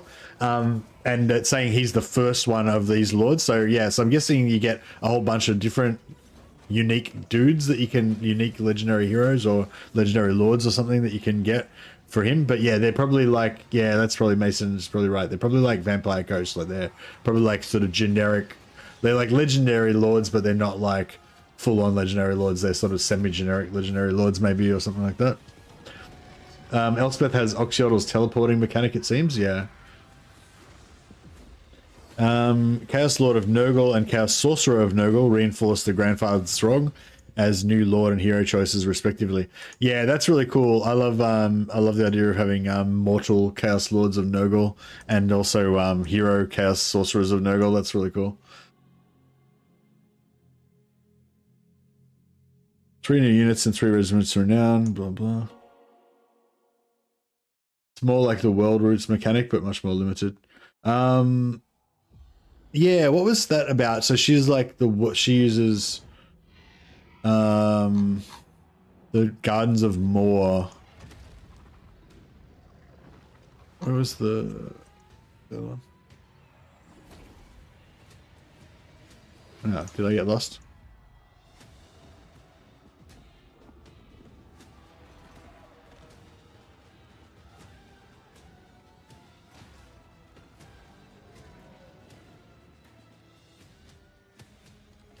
The brand new objective in the realm of chaos, independent from the Urson storyline, plus new units and how else. And I wish they would stop, like, I don't know, not stop, but like, so it's like Yeah, it's like every time they bring out new DLC, they like they make up a new storyline and all that shit for Realms of Chaos, because because the new DLCs are essentially DLCs for Warhammer 3. But like fuck Realms of Chaos, you know? Like I don't know, like everything that we're getting for Immortal Empires is great. Like I'm really excited about all that. The Shadows of Change storyline was all available in Immortal Empires. Oh, really? Oh, okay. No, that's cool then. Because yeah, you know, Greenmund headed me off in the past. You knew where I was going. You knew where that rant was going. So yeah, so I was I've been talking about this a bit lately as well. Like, I love when if you play Realm of Chaos, like if you boot up a new Chaos Dwarf campaign in Realm of Chaos, it's got this cool like cutscene at the start, and it gets you into the whole like atmosphere and storyline of the Chaos Dwarfs. Same as if you like start up a new, and if you haven't done this before, then I recommend you go back and start up a new Warhammer 2 campaign in of the Vortex. Not Mortal Empires, but the Vortex. You have to have Warhammer 2 installed to do it, though, I think.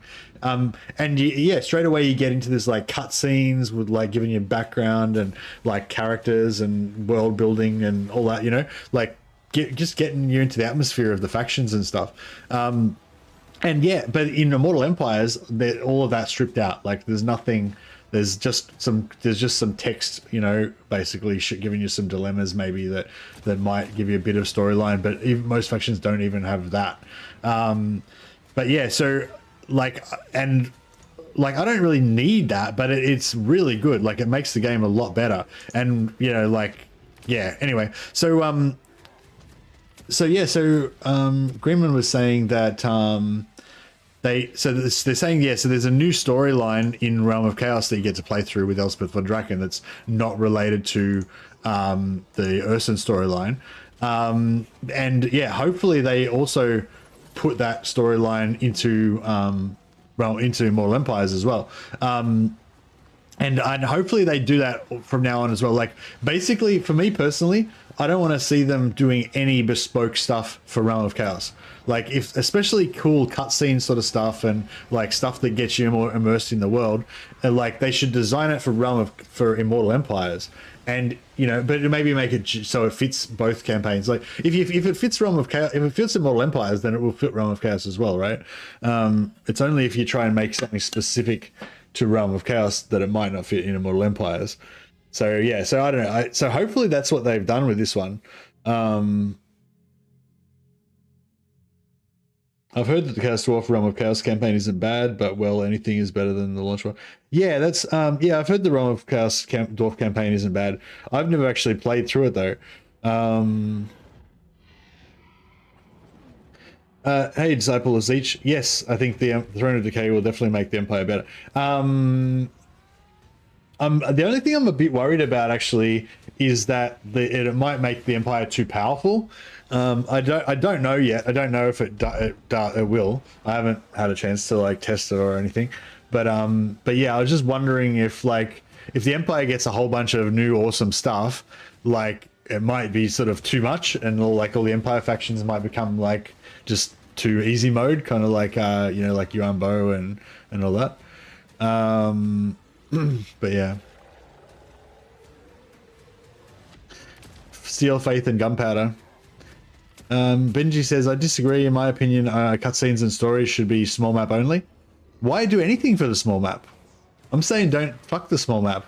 Just pretend it's dead. Just don't do anything for Realm of Chaos ever again. Like if you don't want to see that, if you don't like watching cutscenes, you can just press spacebar and skip it. You know what I mean? But I'm saying don't waste any resources doing bespoke stuff for Realm of Chaos. Like if either do stuff that applies to both Realm of Chaos and Immortal Empires, or just don't even do it at all. Like I don't think that we need to waste any resources on Realm of Chaos ever again.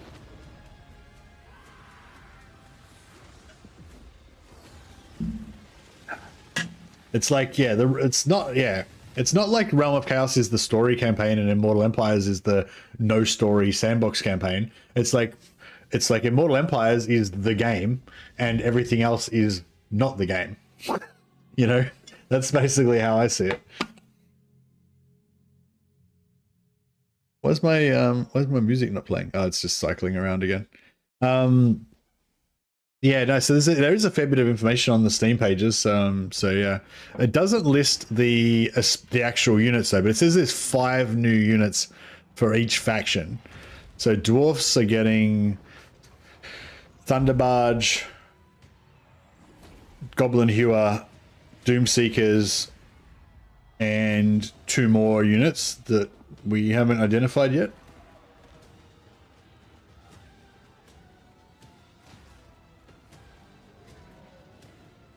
Oh, Pirate Slayers, yeah. And something else.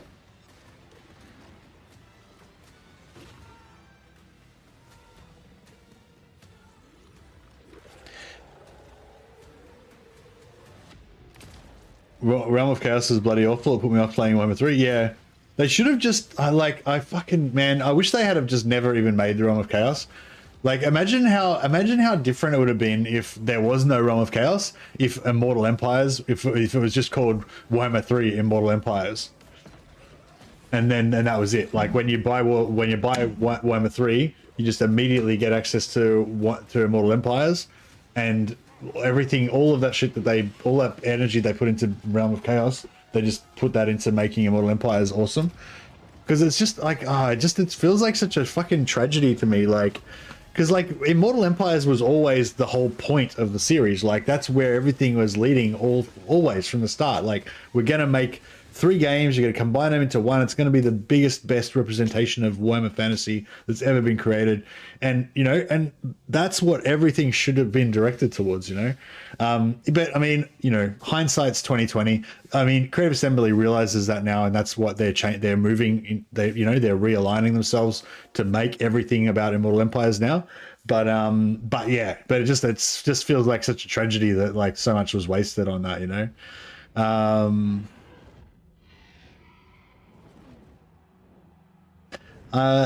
Saying it, both you and Legend are scared of playing Realms because you can't find optimal playthrough, especially for a Stankia. I have no idea what the fuck you're talking about, Benji, but I think we're talking about different things. They'll make an M times small map just to spite me for my rants. Yeah.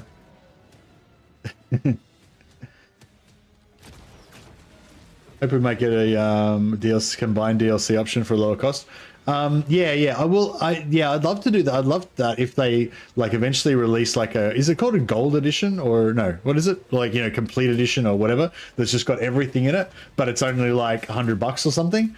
And it's just got every DLC and all 3 games or something. But I mean, even $100 is probably a bit expensive for some people. But I feel like, if they wait, like just say they wait another 2 years and then they make a full edition or whatever, even if they just sold it for like $50, like that would be, I guess they would think they're not going to make enough money out of that.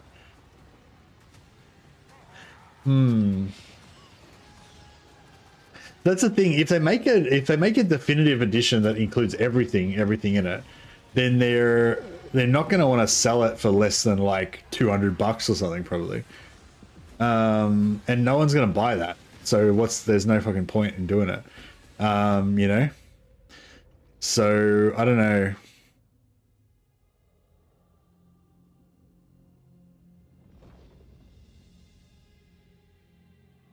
They should update Realms of Chaos to just be Realm of Corn.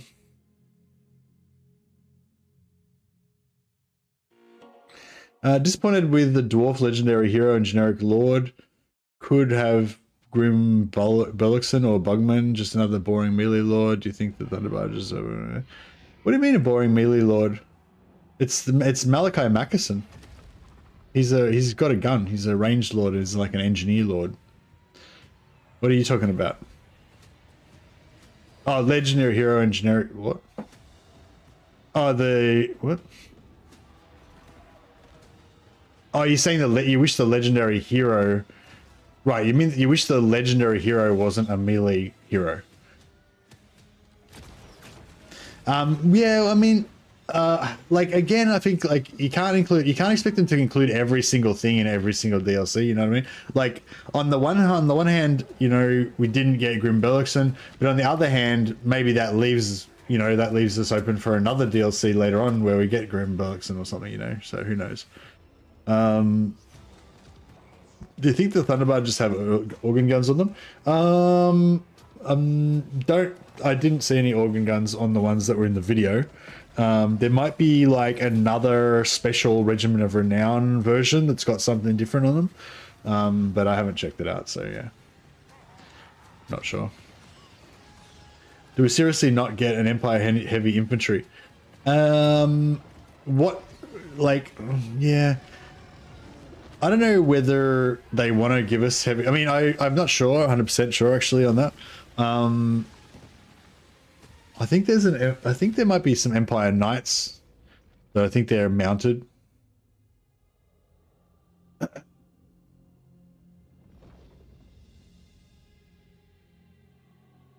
Knights of the Rose are mounted, yeah.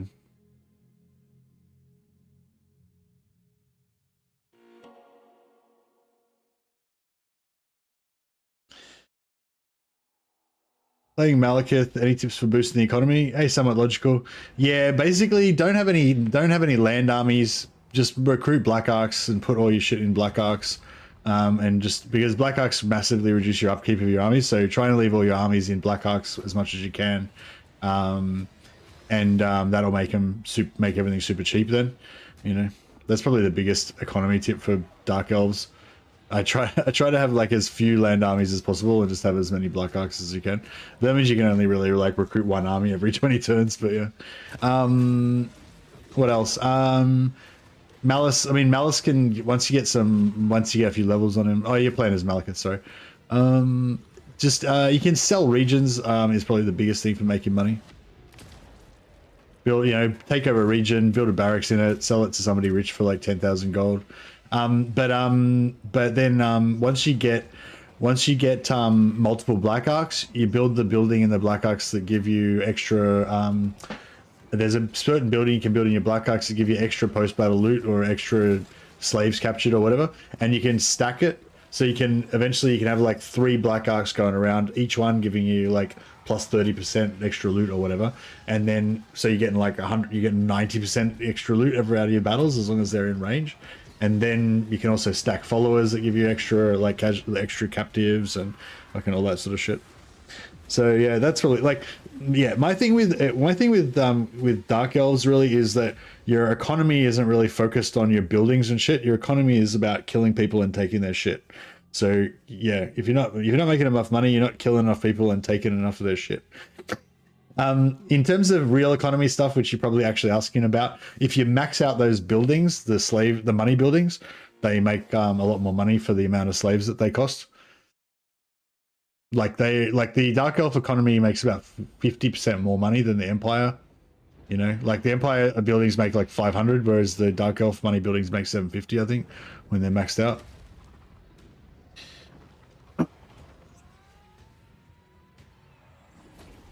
One of the new RORs is Spearman with shields. Nice.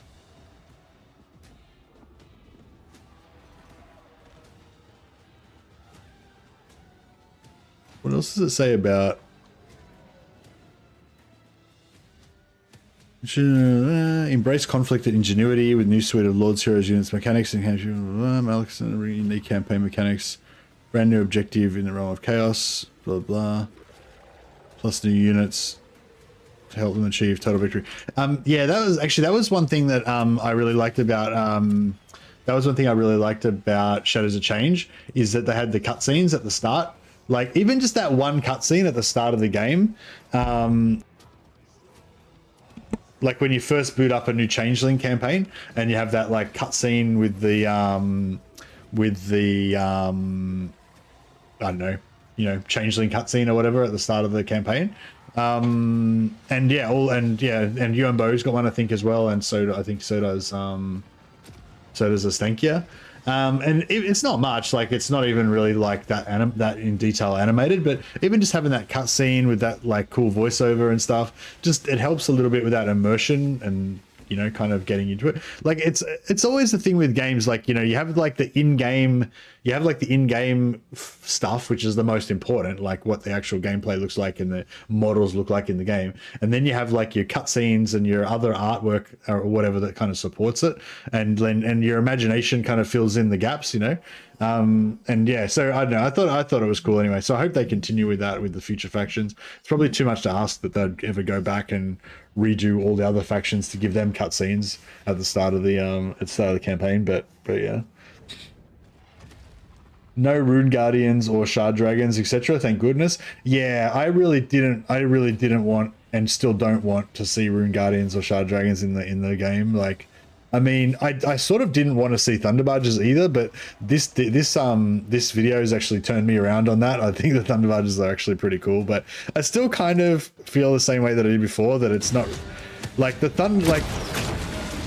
like I feel like if you're playing as Malachi, then I think if you're playing as Malachi, then having the Spirit of Grungni is cool because he should have it, you know. But like with the Thunderbarges, it's like, I feel like they're not really like, I don't know. I just don't think of Thunderbarges as part of the Dwarven War Machine.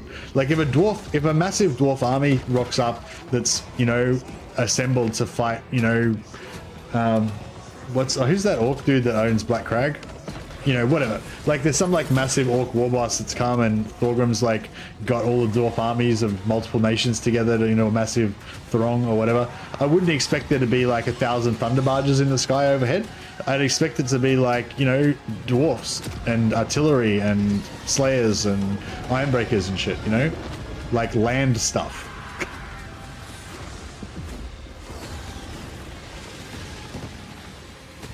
It would be a waste to make a Thunderbarge model and give it only to a single lord. Yeah, that's right, yeah. There was a release date leak. Apparently it's on the 30th. Okay. Too bad, that's the army I'm bringing to battle. Yeah, that's it.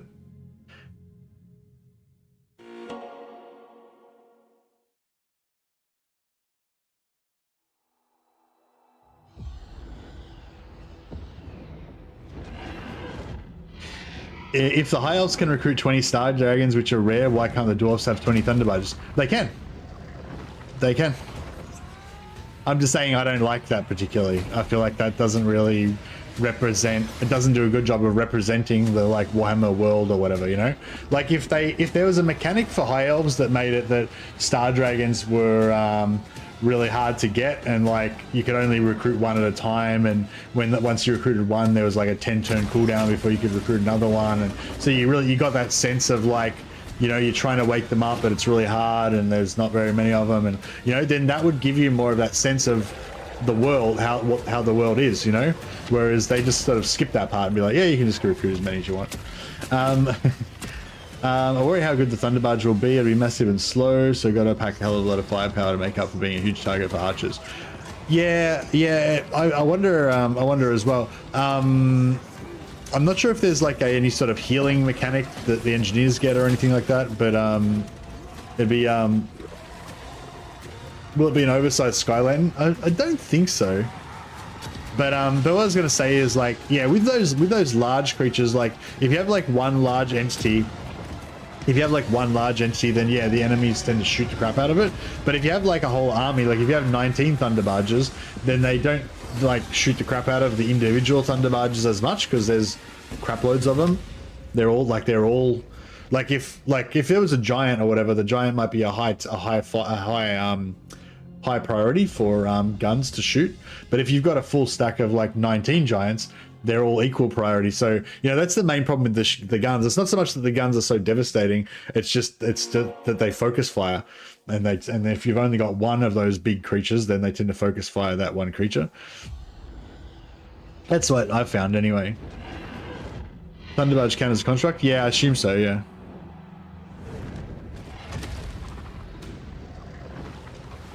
It's not held together with magic. Oh, right, yeah, actually, yeah, maybe not. Maybe it won't count as a construct because it wouldn't melt or anything, would it?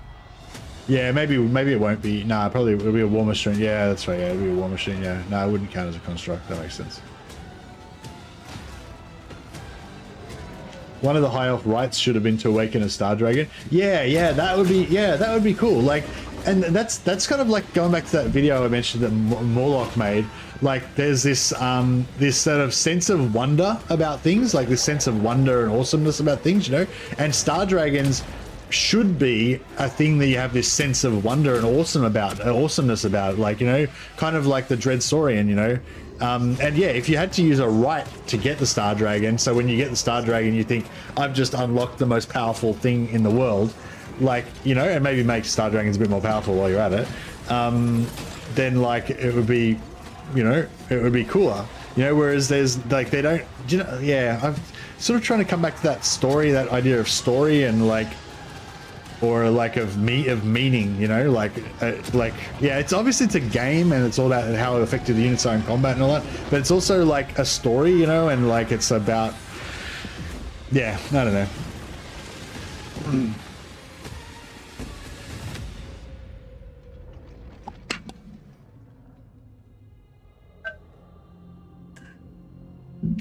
The star dragons have been corrupted by Slaanesh and they're banging like rabbits. Yeah, that's it. Yeah, it's like, it's yeah, again, it's like, it's more like a lost opportunity thing. Like, there's nothing wrong with the way the star dragons are, but yeah, like you said, if that, whoever suggested that, if you made a rite that you had to do to unlock a star dragon, or you made it so that you had to, yeah, you had to get star dragons through some special, like, Mountains of Vol campaign, like campaign mechanic or something, that would make them special, you know, it would make them seem like epic, yeah, exactly, epic creatures. And yeah, so it's just, I feel like it's just like a missed opportunity. Yeah, star dragon should be like Casket of Souls or something.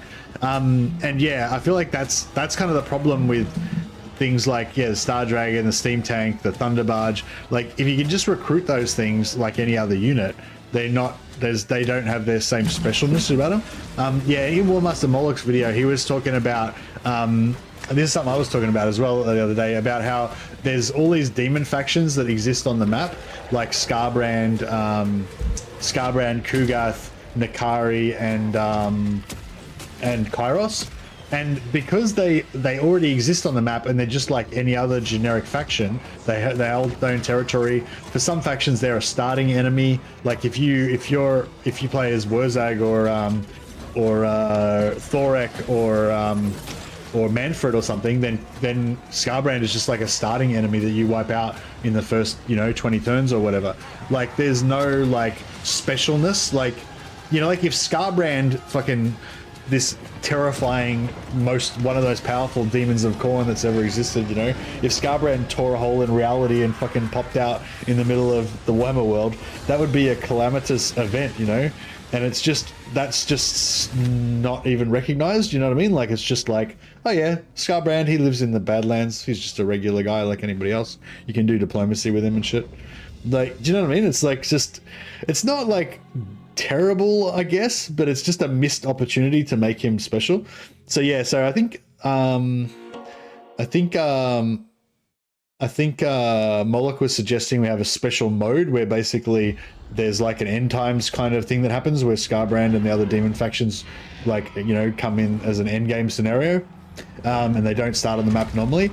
Or yeah, what I was sort of thinking, what I was talking about the other day, the same sort of thing. I was saying that maybe Skarbrand and the other demon factions, they should emerge. So they should be like, you know, when like one of the Beastmen factions dies, then they'll just randomly re-emerge later on, or Nakai's faction, or those like Horde greenskin factions, you know, they just kind of like, they just emerge randomly, or like those red and black factions, the what are they called again, the you know what I mean, like those factions just emerge as hordes and start like wandering around and shit.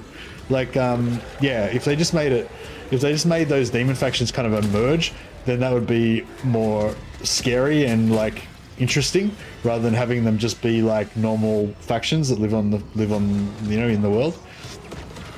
Do you think Empire and Dwarfs would get one more DLC? I hope that Empire gets one more DLC, at least. Like, honestly, they could just cancel all the existing DLCs and just make them all Empire DLCs as far as I'm concerned. Like, I'd be happy if we got like 6 more Empire DLCs. I just feel like, yeah, there's so much cool stuff for the Empire. I'm not sure with Dwarfs if they're kind of running out of stuff to put in. I don't like I said, I don't really want to see Shard Dragon or Rune Guardians. So if that's all they've got left, then I'd rather just there was no more DLCs for dwarfs. But I'd love to see some more like legendary lords and legendary heroes and stuff.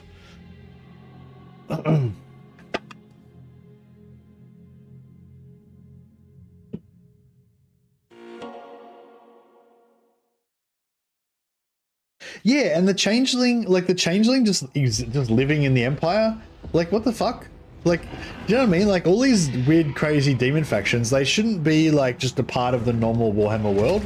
Like when they arrive, that should be like a really big deal. Really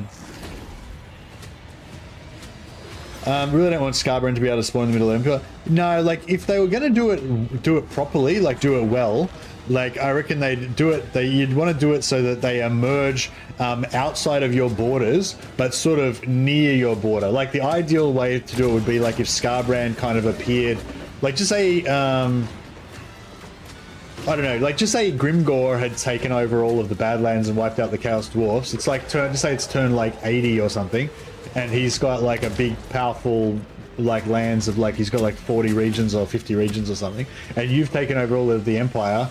Then Scarbrand maybe spawns like in the middle of Grimgor's lands, and he just starts going to town on Grimgor, and you kind of hear your scouts like report on it or whatever. You get like a little dilemma thing that says, you know, you've heard about some demon thing going on in the east. Do you want to send scouts or do you want to do what, you know, whatever? And then Scarbrand comes out, starts kicking the crap out of Grimgor. Or arguably maybe Grimgor kicks the crap out of Scarbrand, you know, but yeah, whatever, you know what I mean? Like, so basically you want him to spawn like close enough to you that it's like close enough to you that you can interact with it, not inside your own lands though, and you know, but close enough to that you can interact and that you have a few turns to kind of get ready and stuff. That would be like the good way to do it. And if it had a couple of little dilemmas that popped up about it or something as well.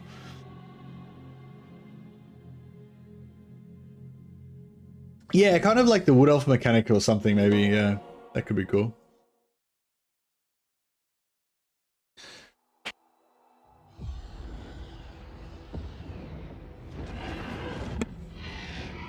What if there was a prerequisite for Scarbrand appearing? Like it'd have to be 100 Corn Corruption and 60 Winds of Magic.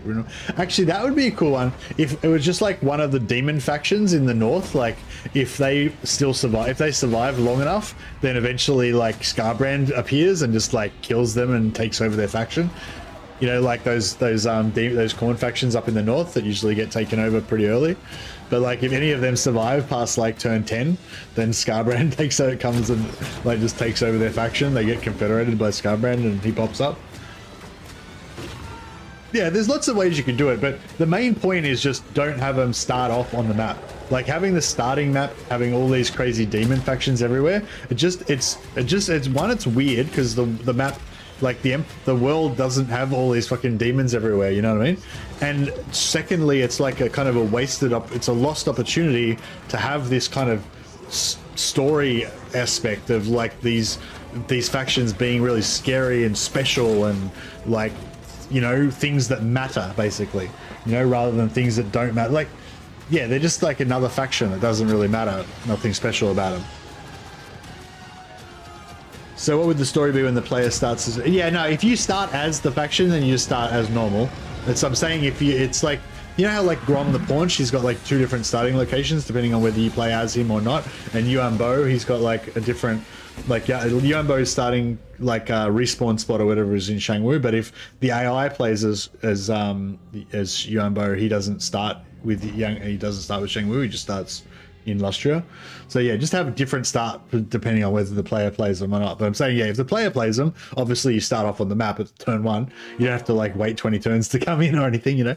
But if the player doesn't play them, then have them just not start on the map. And maybe make them not appear in every campaign necessarily as well. Like, you know, because if they emerge randomly, then like in one campaign you might get Scarbrand appear, in another campaign you might get Kairos appear. In another campaign, you might get all of them appear at different times, you know, throughout your campaign, you know, or you might get 2 of them appear, one on each side of your empire at the same time, roughly, you know, that kind of thing. Like that, I don't know. That, I think that would be really cool. Turn demon events on like the endgame cry. Yeah, exactly. Yeah, turn demon events on. Yeah, that would be perfect. Yeah, like a turn demon events on. I'm gonna pop that in my little thing here.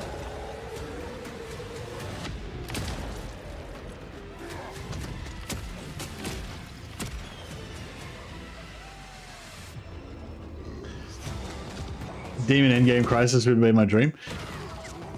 I don't know. I think like the current system of endgame crises has got a bad association. Ironsides are repeater guns.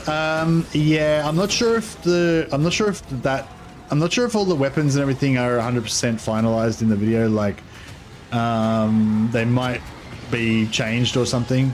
But yeah, the ones in the video appear to be repeater guns. I'm not sure if that's 100% final though.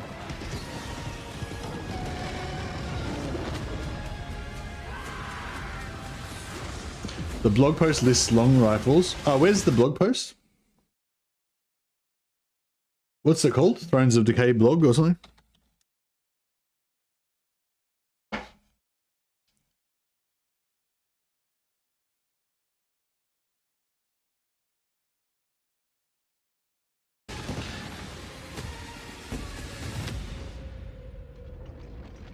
Why do you not want Rune Guardians as high tech, you know? Because it's just not, it's not like dwarfish, you know? Like dwarfs, like to me, like, and this is just a personal thing, I guess everyone's got their own personal view of it or whatever. But for me, dwarfs are about like, you know, dwarfs, about infantry, heavy infantry, artillery, ranged weapons, war machines. They're not about like giant magical fucking creatures and shit. That's what Chaos Dwarfs are about. It's about like having a distinct faction theme and stuff as well. It's about like kind of representing the flavor and personality of the dwarfs in the Warhammer world. And yeah, I feel like although rune golems or rune guardians and shard dragons technically might exist in the Warhammer world, I don't think that they're particularly representative of the like personality of the dwarf race, if you know what I mean. So yeah, so that's basically why I don't want them.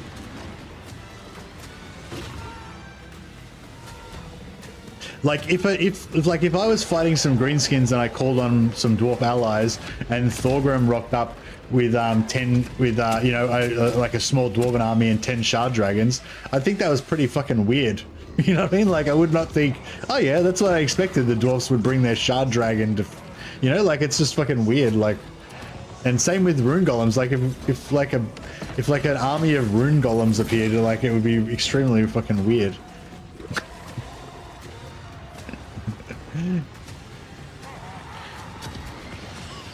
But anyway, that's just my opinion. But I sort of felt the same way about thunder barges. But now that I've kind of seen them, like now that I've seen them, they're kind of actually kind of cool. Maybe I've come around to it a little bit.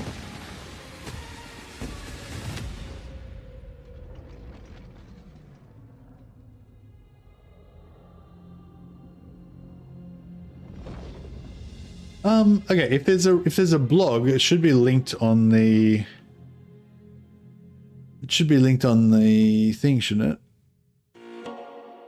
Hotfix, release notes, blah blah. There was a hotfix, but was it on the hotfix notes maybe? No.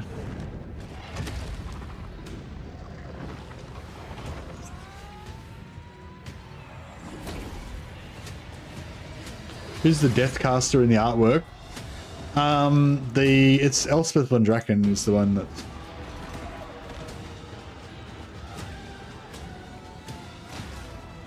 Rune golems could only be added by the top tier walls building, should not be recruitable.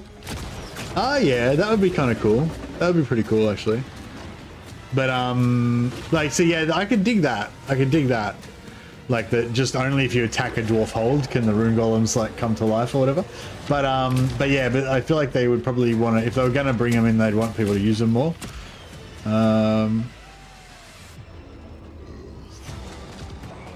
love this. I love that picture, that image of them all like lined up on that fighting back to back, or like with Malachi Mackerson and stuff. The only player I saw your names. Okay.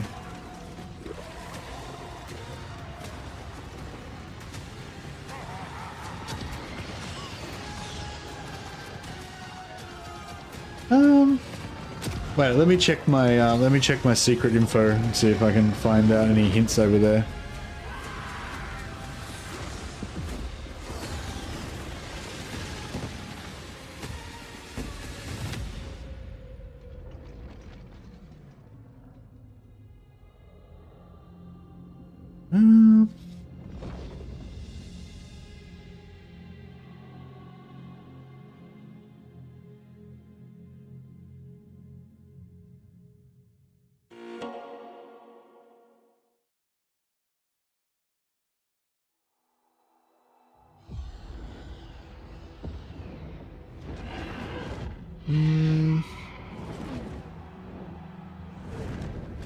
Yeah, I don't know. I can't see anything about the blog.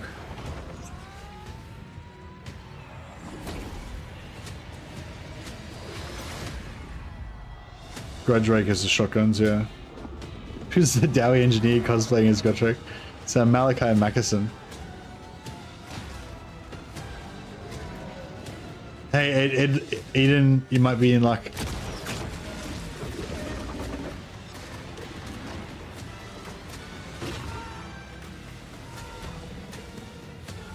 Where'd you get the screenshots from? Oh, from somebody else's video.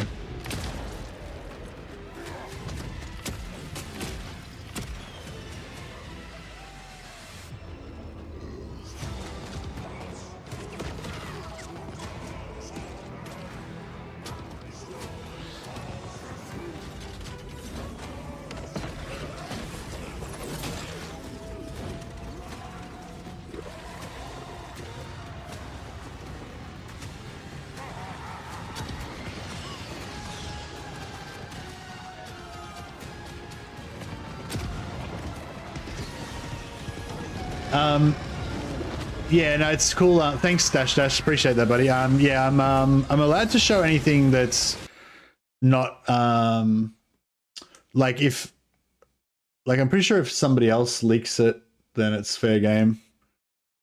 So I assume that it's fair game if it's, you know, been out. If it's in the public domain, I think I'm allowed to comment on it. So I guess if you've got it, then I can comment on it.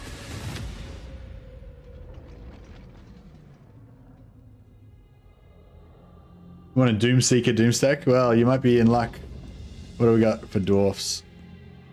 Spirit of Grungni, better place. Okay, new units. Engineering, blah blah. Garagrim, Iron Fist, Demon Slayer, Dragon Slayer, Doomseekers. That would be the chain. That would be the chain axe dwarfs that we were speaking about. Goblin Hewer, Thunderbarge, Grudge Raker, Thunderers, and Slayer Pirates. I wonder what the Slayer Pirates are going to be like. They're kind of like, I guess they're kind of like Free Company, like pistol and melee weapon. But I mean, they're probably going to be a lot better in combat than Free Company, I would imagine. I wonder if they're much good at shooting. I imagine they're pretty short range, probably like pistol and axe or something. Pistol and sword. Is Malachi Mackerson the dwarf's first ranged lord? Yep. Yeah, all the others are all melee. Oh, it is a Thunderbarge, Grudge Raker. Yeah, so there's a generic Thunderbarge. I wonder what Grudge Raker Thunderers are going to be like. I wonder if the yeah, Garagrim, yeah. I wonder if the Grudge Raker Thunderers are going to operate similarly to the Chaos Dwarf Blunderbusses.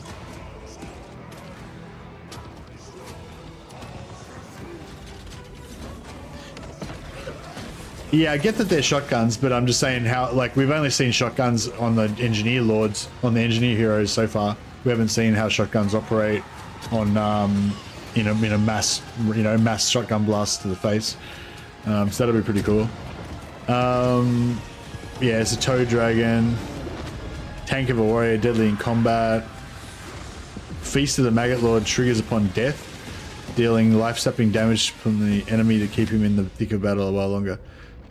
Wait up. So if he dies, then he stays alive and starts drawing energy out of the enemies to heal him, I guess. So he's got, I guess he's got kind of like a like Gotrek, like low health heal type thing. Blah blah blah. Kazakh the Befouled, legendary hero. Chaos Lord of Nurgle, Chaos Sorcerer of Nurgle, Plague Ogres, Rot Knights, Toe Dragons, Pestigores, and Bile Trolls. And Empire gets Marienburg Landship, Steam Tank Volley Gun. So Steam Tank with a volley gun in it. Nuln Ironsides, which were those guys we were looking at before that in the Nuln livery. I wonder if Nuln Ironsides actually have heavier armor or if they're just regular. Hochland Long Rifles. I guess they're going to be like super long range sniper kind of handgunners. I wonder if they're kind of like the Skaven, those Skaven and Cathayan long guns that they have. Steam tanks have volley guns now, yeah. Knights of the Black Rose. I don't know much about the Knights of the Black Rose actually. What's their deal? I imagine they're not secular. I imagine they're dedicated to more.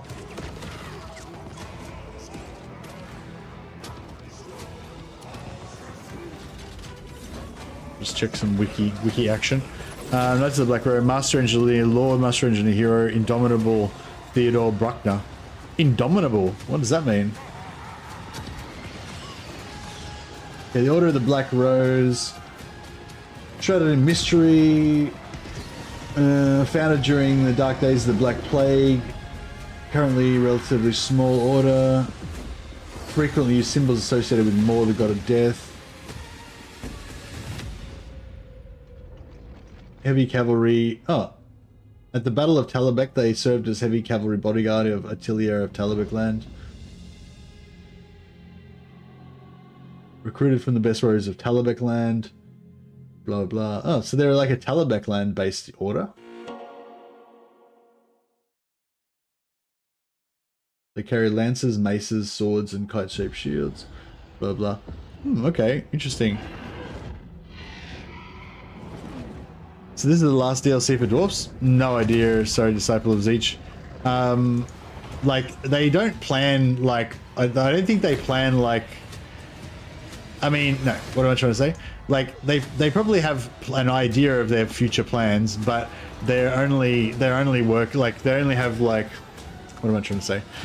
So the way I understand it is they'll have like a certain amount of stuff that they're working on in the short term. So a while back they did a roadmap and it was like, you know, Shadows of Change, Thrones of Decay, and another DLC that was like a Slanesh one or whatever, right? So they're definitely working on all those things, and they're probably partially working on them all together. So, you know, like 90% of the resources will be working on Shadows of Change, but a little bit of their resources will be like planning stuff for Thrones of Decay, and as they kind of get towards the end of Shadows of Change, they're more of their teams working on the Thrones of Decay stuff, and now that Thrones of Decay is nearly done, like, you know, they'll be more of their team work, you know, so there's sort of stuff like that. But then they've also probably got their own internal roadmap of what's probably going to come after that.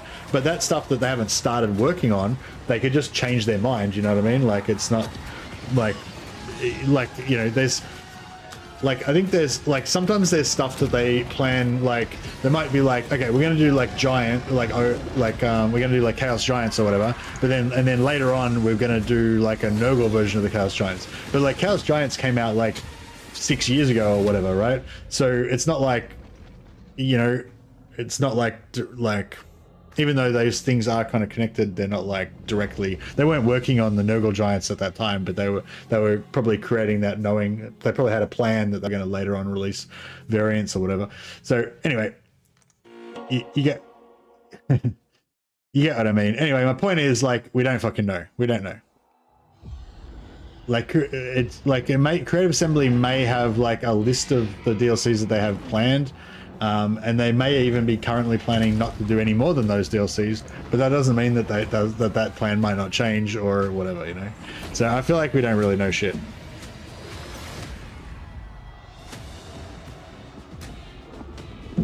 And like, I feel like even if you knew all of Creative Assembly's plans, I feel like that doesn't, you know, that doesn't necessarily mean that their plans aren't going to change.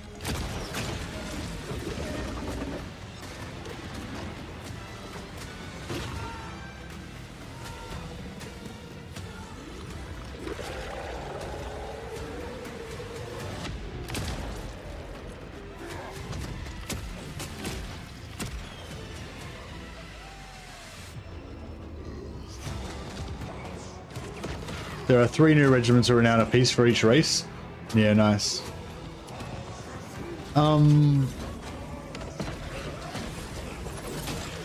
Mace wielding knights, yeah, the mace wielding knights would be cool. I wish they could get dismounted ones as well. I wish you could dismount them in game.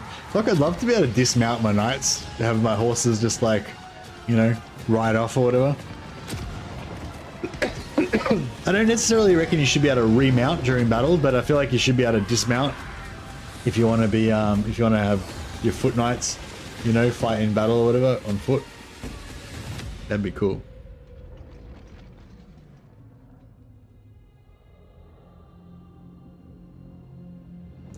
There's always 3 kingdoms to dismountable cavalry. I think that, didn't they have dismountable cavalry in Medieval 2? I feel like I used to dismount cavalry in Medieval 2 when I used to play stainless steel, but I don't know, maybe I'm misremembering. I don't know. Oh no, I don't know, maybe, I don't know. No, actually I remember recruiting dismounted. I remember recruiting dismounted foot knights separately, but maybe you couldn't dismount them. Maybe you had to buy them separate.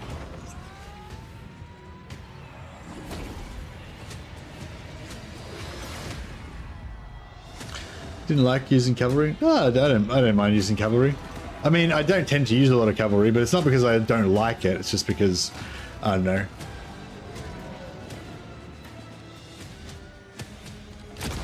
Cavalry are fun because they're dynamic and like fast and stuff. Like, I don't know. A lot of stuff can be fun, I guess. It's just, I don't know, like, I guess you get into a thing where you want your armies to be reliable, you know, you want them to always win. So it's kind of a bit of a trap that once you find something that kind of works, a lot of times, oh, for me anyway, a lot of times I get kind of stuck on that, you know.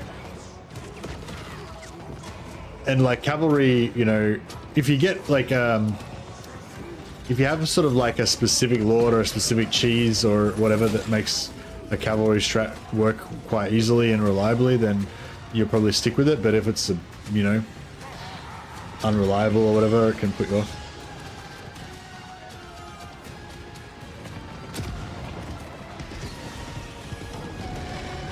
Yeah, actually dismounting would be weird if you, yeah, dismounting would be kind of weird if you, like, because if you have like heaps of red line buffs, like where you, like if you have like heaps of bonus to charge and all that and all your stats and whatever that apply, that makes sense for cavalry, and then you dismount and you have like super buffed like infantry dudes. Actually, that would be cool if you dismount them and they still keep the same health. So you have all of your dudes have like 150 health or whatever. Or maybe not 150, whatever cavalry have, you know.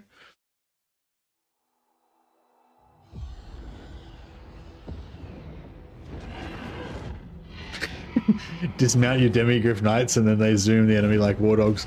Actually, that'd be cool. Like you could sick, like you dismount your knights and then you sick your demigriffs on the enemy.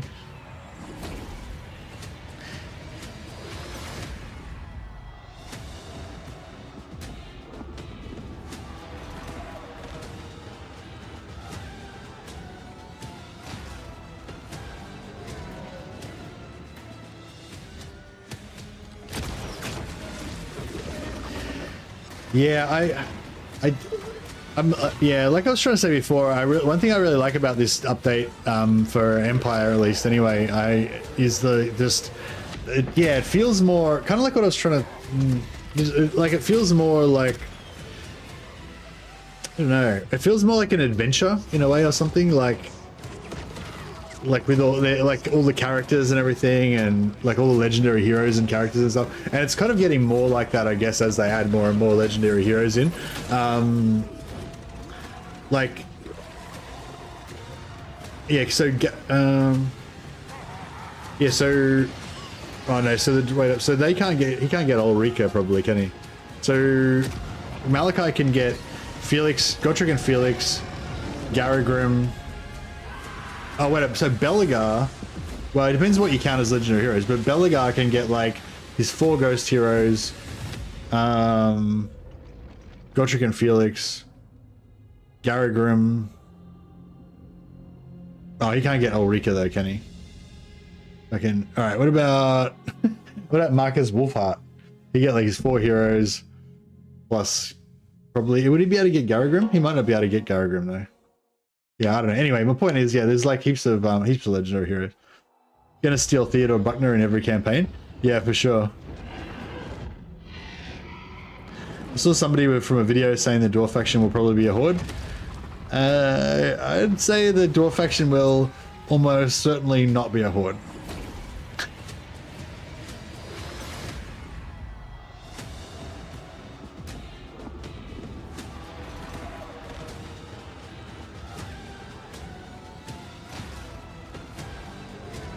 Is the Nurgle Lord a demon or a warrior of chaos?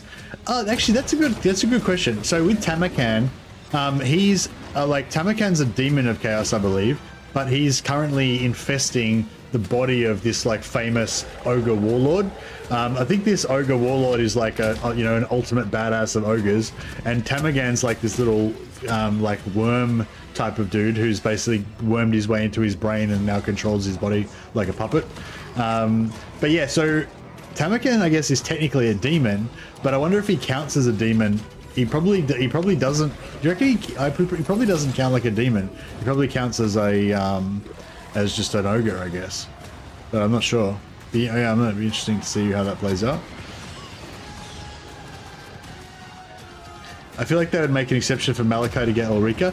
Yeah, Malachi will probably be able to get Ulrika for sure. So Malachite get Garagrim, Ulrika, Gotrek, Felix. It's got a fair chunk of legendary heroes available.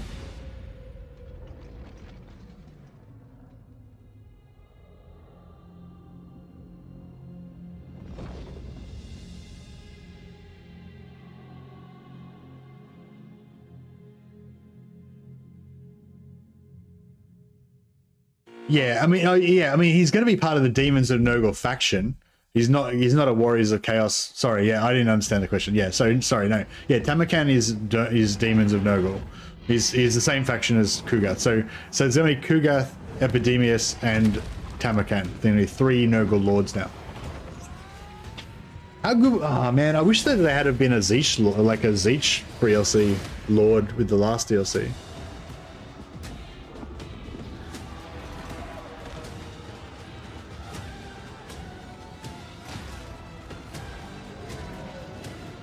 Yeah, I really like. Yeah, sorry to harp on the point, but yeah, I really do hope they do something about getting rid of all those demon lords and off the map and making them emerge later on, or making them come as part of an endgame scenario or something or other, and making it so that you only play as them. Like they only appear, like if you play as them, obviously they appear on the map, but if it's not played by a player character, then get rid of all the demon factions, because the other good thing about doing that is that you can just keep adding more and more lords, you know?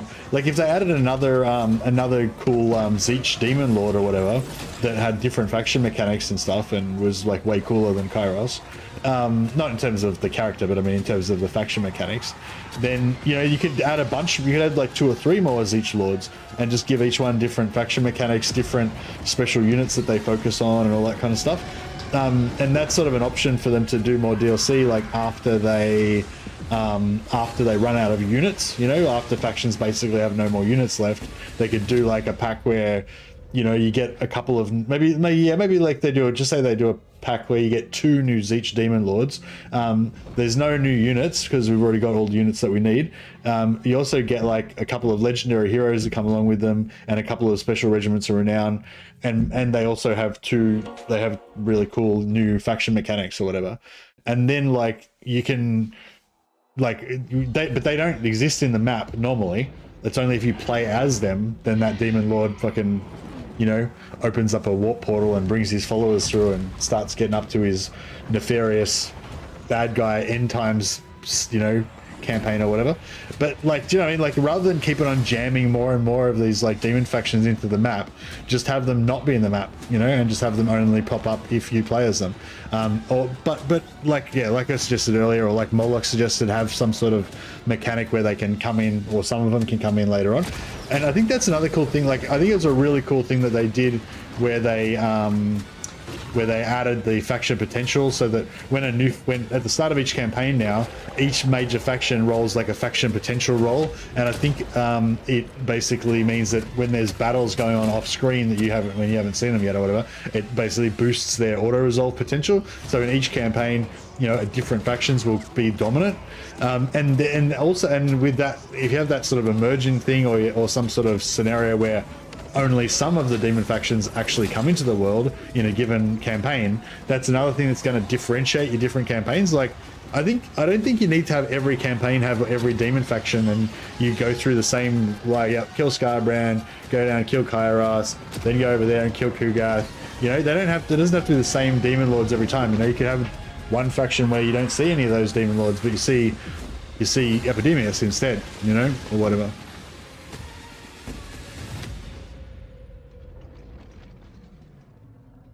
Yeah, Nurgle will definitely get a rework. Nurgle will definitely get a rework. Karl Franz will definitely get a rework. They have to, you know? Like, there'd be too much outrage if they didn't.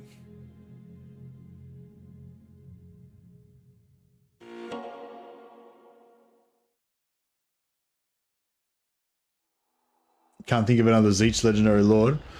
Yeah, I don't know either. Acold Hellbrass was the only other character that I knew, and they made him a legendary hero as well, so yeah. But yeah, I think that they're probably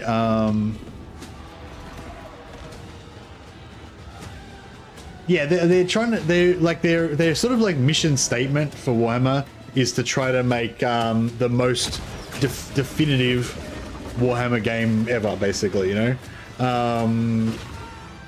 And I think they kind of already have. Like, I don't think there'll ever be a Warhammer game that's anywhere near as fucking good as this one. This is like the ultimate. Like, if you're a Warhammer Fantasy fan, like, you've seen it. You've seen the best Warhammer Fantasy game that will ever exist, probably. But yeah, so like, I think like my viewpoint is I kind of want it to be as complete as possible, and have everything, you know. Like I was saying, I'd literally love to see like 6 more Empire DLCs focusing on different elect accounts, different provinces for each one, you know.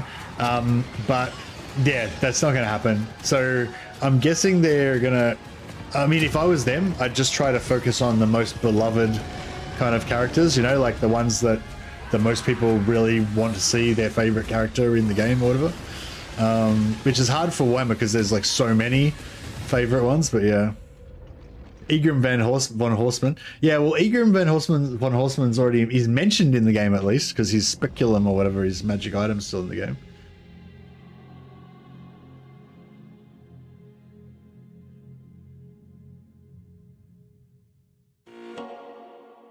Tamaken's mount is a toad dragon, yep.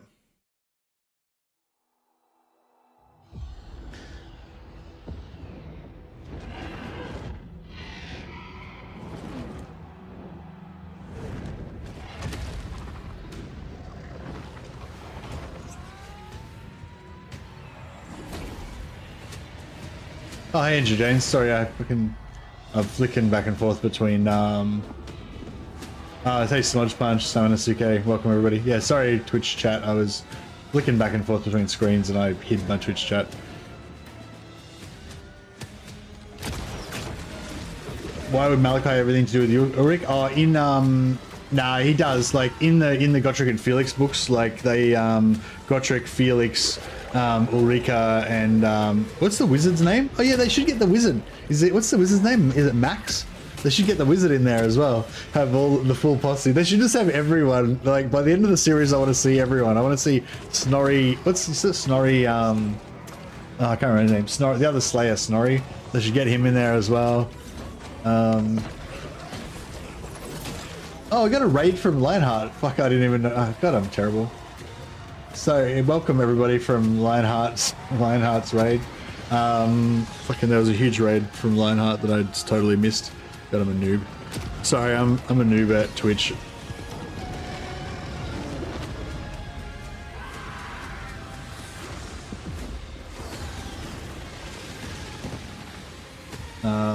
Did that work? Did I fuck up my line? Oh, I don't know. I think I screwed up my... Did I spell Lionheart wrong or what?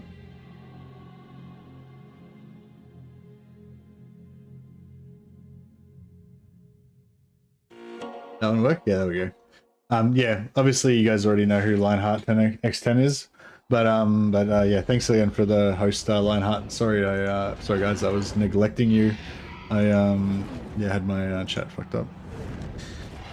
Snorri Whitebeard wait up, is it Snorri Whitebeard? I'm talking about the guy with the rusty iron nails in his head that loses his memory and stuff. Max Schreiber, yeah, Max Schreiber, yeah. They should get Max Schreiber and Snorri in there.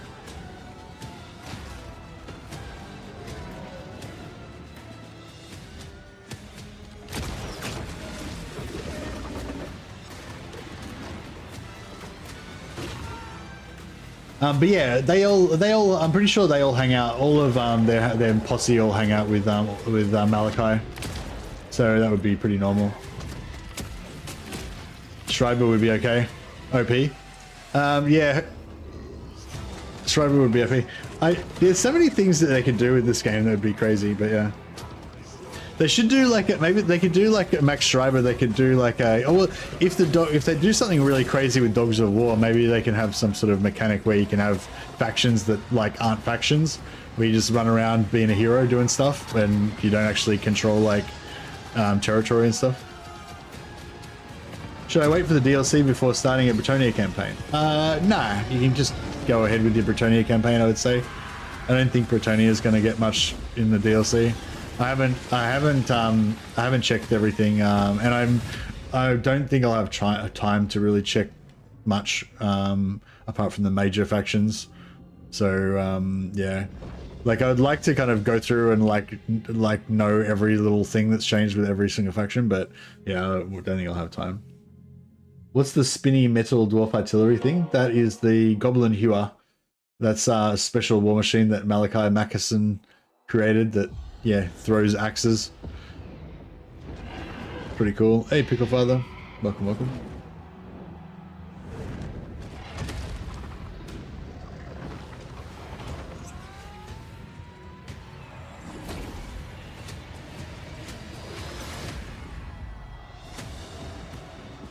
Yeah, oh man, I'm so bummed that I missed that raid from Lionheart.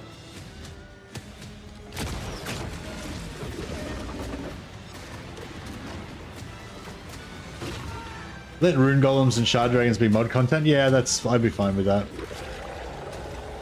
Do you know much about Elspeth? Not a great deal, just that she's a super powerful, she's like a super powerful wizard. She's not really down with the colleges of magic that much.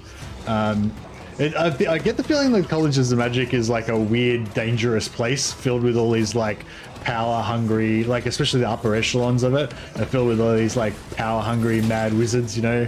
I think there was Thyrus Gorman was the old patriarch before Balthazar Gelt. But I think Thyrus Gorman still is alive somewhere, isn't he?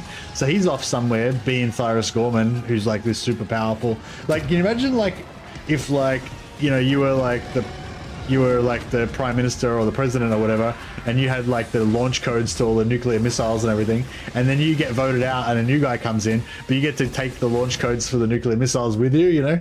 Like that's like, I feel like that's kind of how it is with Thyrus Gorman and Elspeth von Draken. So Elspeth von Draken's cruising around. She's not actually, I don't think she was ever a patriarch, but I feel like she seems to be like a really, really powerful wizard, like right up there with Gelt and Thyrus and all those guys.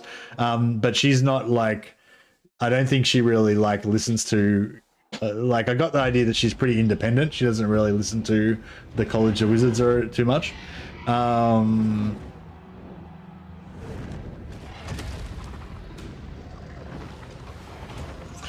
Yeah, I guess what I'm saying is it's different to the other stuff is because they've got more power and they're more like there's less oversight.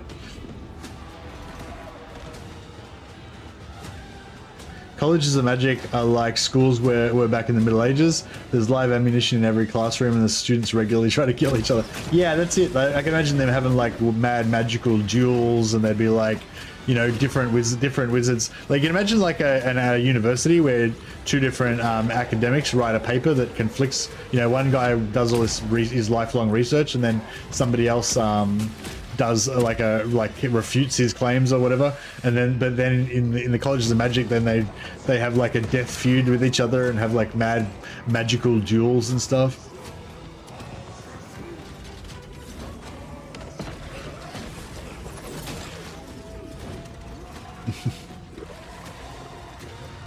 Yeah, so Elspeth would reckon she's into the law of death, which is the Amethyst College of wizards. So she's not a necromancer, she's not a vampire, she's just an amethyst wizard. But I think she's the most powerful amethyst wizard, as far as I know. The big thing that he's riding on is a toad dragon. It's a new unit. I think the Toad Dragon is a new unit, and also it's the mount that Tamarkan's on. Actually, that's something they talked about in Thrones of Decay. I think they talked about how they were gonna they were going to try and bring in new mounts all the time, or something like that. So yeah, so I'm not sure if the Toad Dragon is going to be a mount for Nurgle Lords, maybe. Or maybe, well, there's two mounts, isn't there? There's the Toad Dragon, and there's also the, what was that plague beast or whatever that the Rot Knights were riding on? So there's there's two potential mounts, the Toad Dragon and the Rot Beast or whatever it's called. So yeah, it'd be interesting to see if one or both of them is a mount option for Lords or Sorcerers or whatever. Yeah, I'm pumped we're getting some new stuff for the Dowie. Dowie's clearly the superior race. Oh yeah, so what is the... Oh yeah, so the Dowie getting Slayer Hero. I wonder what the Slayer Hero gets if they get replenishment.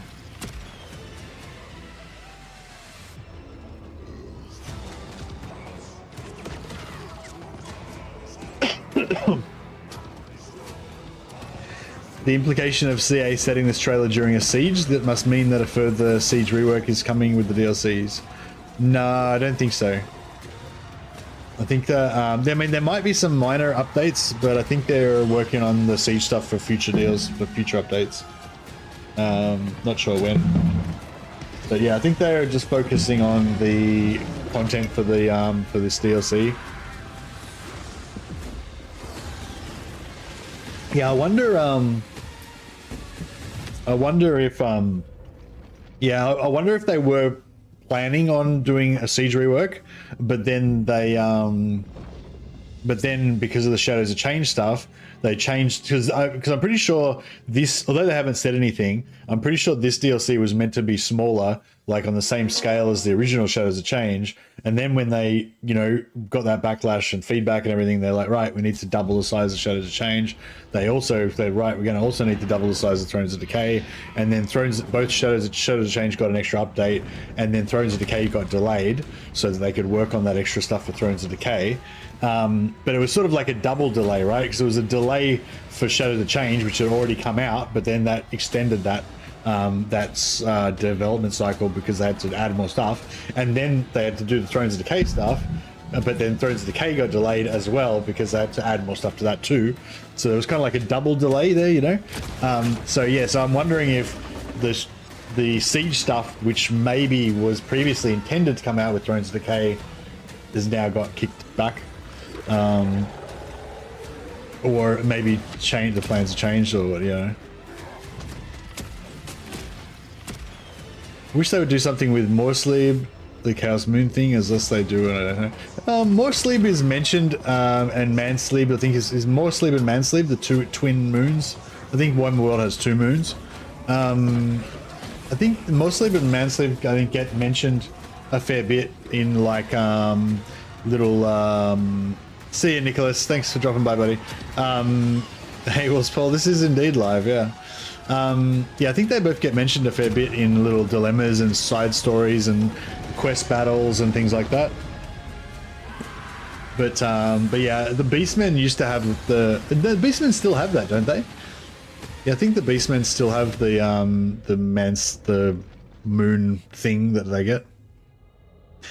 Felix is in there, yep.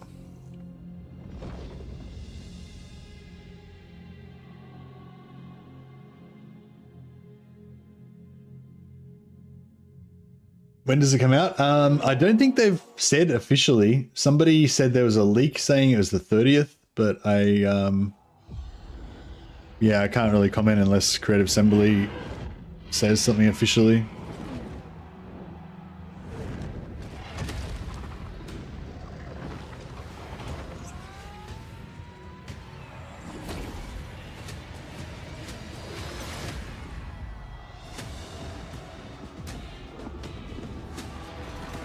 Late 2025. Nah, it'll be in the next, in the next few weeks. Normally when they do an announced trailer, it comes out within 3 or 4 weeks after that. So I would expect that to be pretty much the same sort of thing.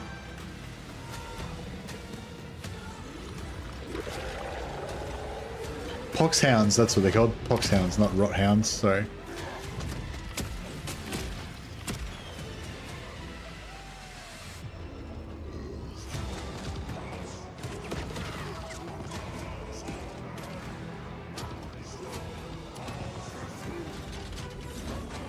How are you still watching this, Halo?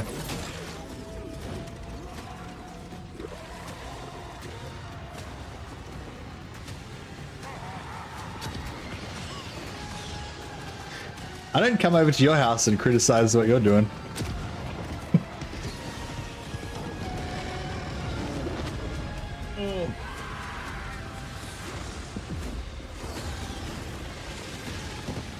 Yeah, likely April 30th. Yeah, well, I mean, they said April, so yeah, they said April, so yeah, cynically we assume it'll be the very last second of April.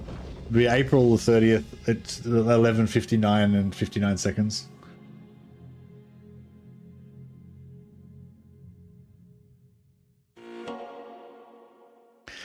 Yeah, so I'm really excited about, like I said, I'd love to see like 6 more Empire DLCs, one focusing on each of the states of the Empire.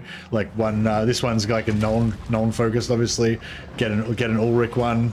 I reckon Ostermark would be cool as well, because Ostermark's got like a bit of that Kislevite. It's got like the Knights of the Bull and a bit of that kind of Kislev flavor mixed in with there. It's sort of, yeah. I feel like not Ostermark, Ostlin. Sorry, I feel like Ostlin is kind of like Kislev flavored Empire, Ostermark would be like the more flavored Empire with some anti-vampire stuff.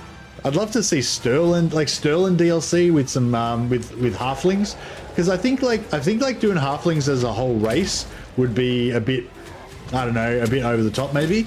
But if they did a Sterling DLC with is it Aldebrand? Who's the Sterling elector? Aldebrand, what's his name? Is that Sterling? Okay, get mixed up. But yeah, if they did a Sterling DLC and he had some halfling units in there, that'd be pretty sweet.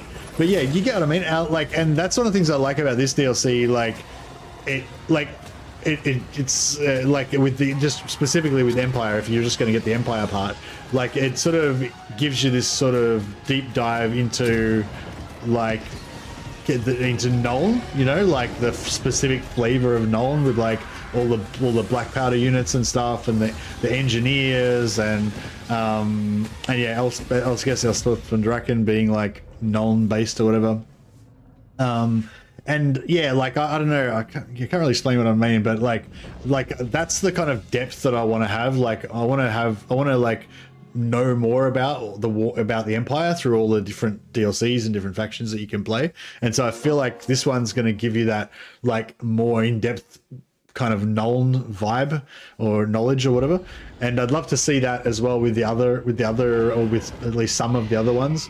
Yeah, Middenland I feel like is the one I really need. If there was only going to be one more Empire DLC, then I think I'd really want it to be Middenland. I don't know what legendary lord that you would do for Middenland though. I was thinking the Ulrich, because the Ulrich is kind of like the Volkmar of the Ulrich religion. Can't remember the dude's name now, but he's probably like similar to Volkmar. He's like a big badass warrior dude who's like a beast of a man, but he's also a priest of Ulrich.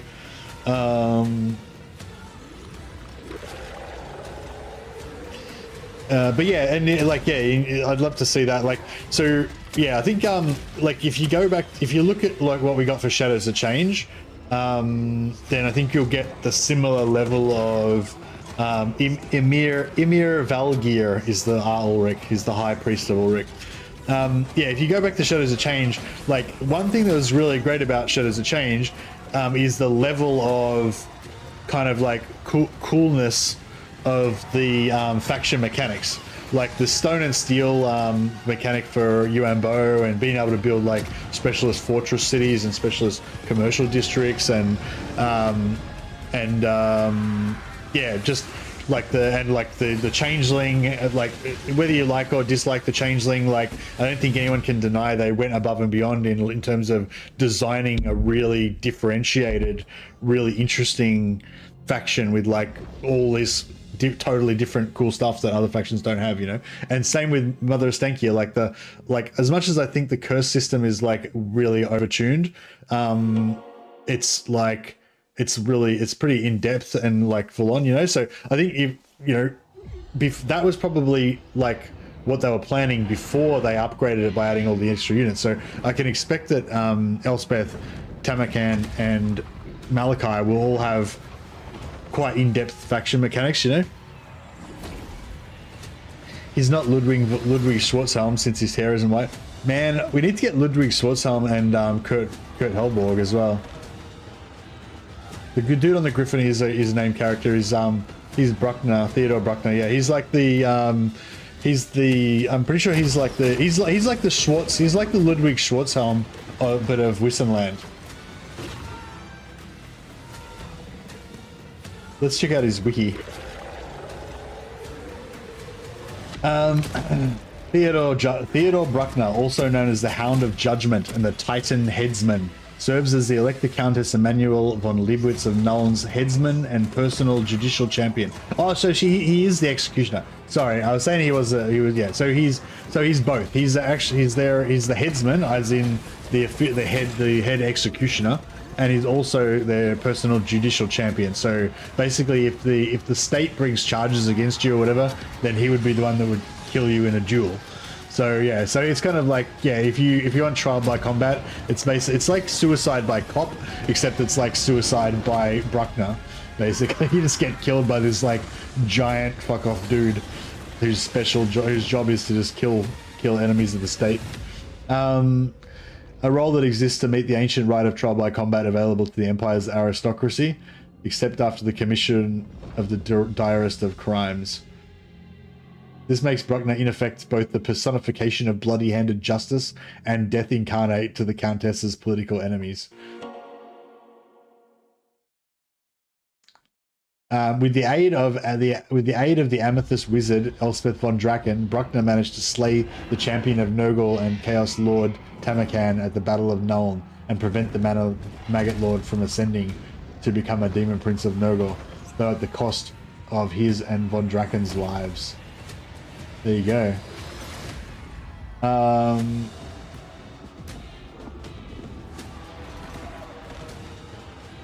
Some stories attributed his great size to sinister origins in Norsca, darkly tainted blood, or even alchemical experimentation. He's famed as a savage and skilled, if unsubtle, fighter, and most of all for his prodigious, some say inhuman, strength.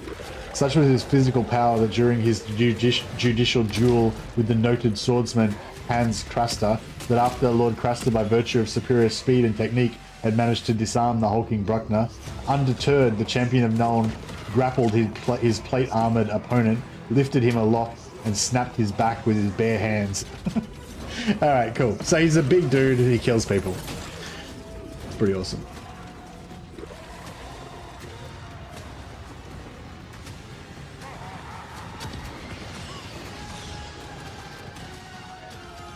Gonna be Lord Fennel. Nah, he's a legendary hero. So Elspeth von Draken, the the Death Lady on top of the dragon. That she's the legendary lord, and Bruckner's the legendary hero. But yeah, I imagine he's going to be pretty good in combat.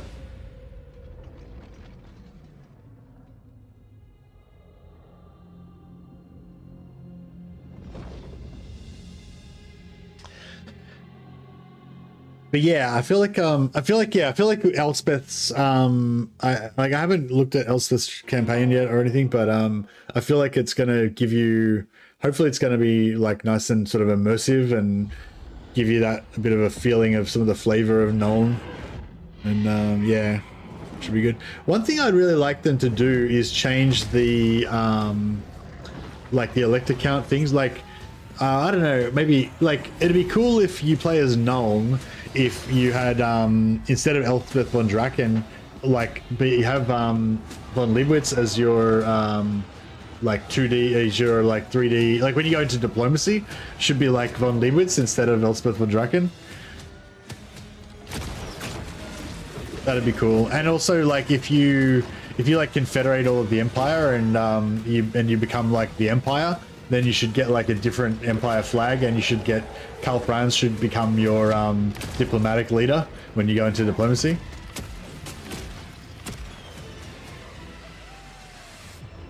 Nurgle would defeat these immortals with ease. Indeed, indeed.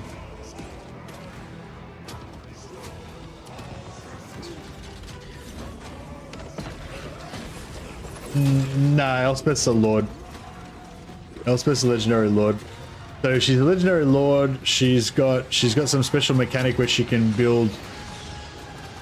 She's got some special mechanic which she can build gardens of Moor in Empire cities, and they're basically setting her up as like this super powerful mage that kind of like defends the Empire from the shadows and stuff. But yeah, I feel like Malachi as well. He's gonna have like you know, a bit more of a story-ish kind of campaign where he's got these different quests to do, and he's got the Spirit of Grungni, and he's got Gotrek and Felix hanging out with him. Maybe probably Ulrika as well. Empire Undercities or Gardens. Yeah, it's probably like some sort of Empire Undercity thing, or like Oxyotl type thing, or yeah. I wonder how her animations look on foot with the scythe. If she can be foot on foot. Actually, yeah, that'd be pretty cool if she's like cruising around with her scythe on foot. I feel like they're gonna have to put her on foot. Like, you can't start off with a dragon on turn 1, can you? Is that Epidemius? Yeah, that is Epidemius. Epidemius and Kazig is the legendary hero. Epidemius is the FLC lord, yep. Curious as to how they handled her dragon's breath animations. What do you mean? Why wouldn't they just use the same breath animations everyone else uses? Is it meant to have like a sonic boom or something instead of a flame breath?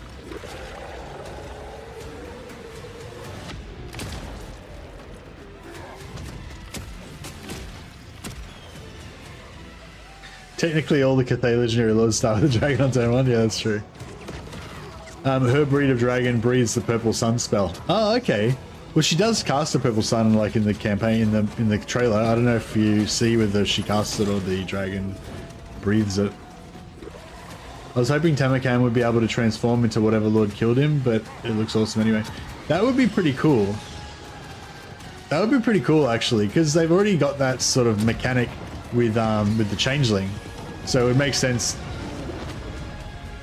It would make sense if you could, yeah, that'd be cool. Imagine if you like got killed by somebody and then he just puts his maggot into the lord that kills them and takes over them.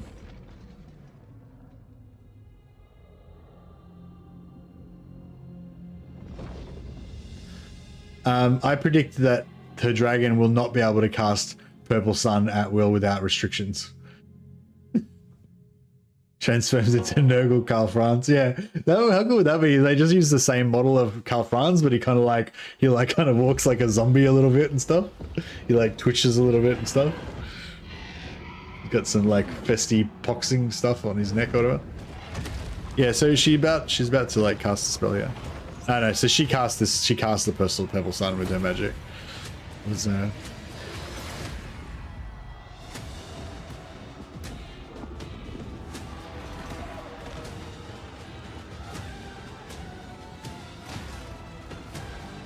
They gave us plague ogres. They sure did. Ah, so much guns. Guns, guns, guns. What would my life be without guns? The dragon casts it. She's just cheering it on. Yeah. Yeah, that's one thing that's going to be cool about this one, because it's a null focused DLC for the Empire, right? So we're going to get, and we're going to get lots of guns. Those who live by the sword die by the gun. Yeah, that's it.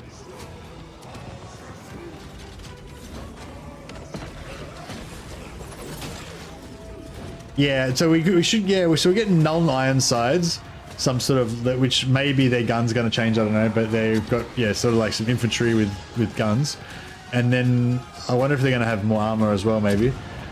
And then we're going to have Hochland long rifles. Oh, what were the other units? I forgot now.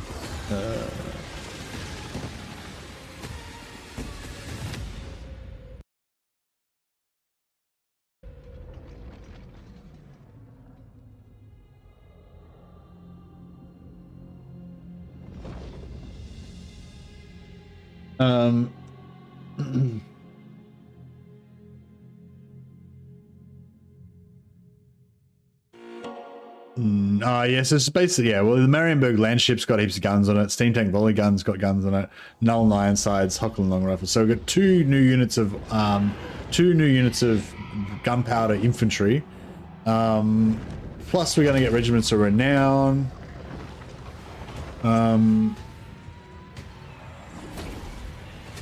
Yeah, anyway, like, yeah, basically more gunpowder units. Because before, if you wanted to have like a gunpowder only unit, a gunpowder only army, or do a gunpowder only playthrough or whatever, basically all you could do is just have like Empire, have Gundamans, Shoreflyers,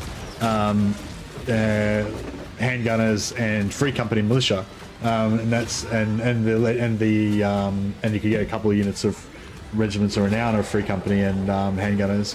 So now you're going to have two other basic units. So it's basically, instead of two basic gunpowder, we've now got 4 basic gunpowder units, which is pretty cool. Plus all the special gunpowder units as well.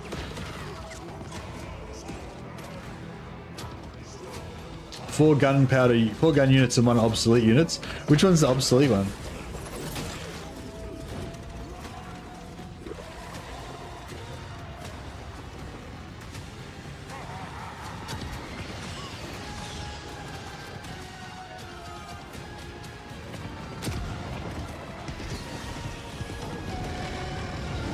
Woman on the Dragon is Elspeth von Draken. She's the new legendary lord for the Empire. Where'd you get that info thing? I don't know. I think it was from one of the other YouTubers. It was like screenshots from their video or something.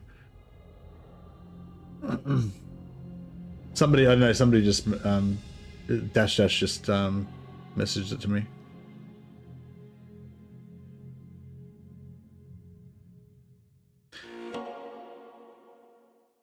Is somebody taking account of how many times we watched the trailer? Well, I don't really know what else to put on, like, apart from the trailer. That's literally the only thing that we've got is the trailer. So there's like nothing else to put on.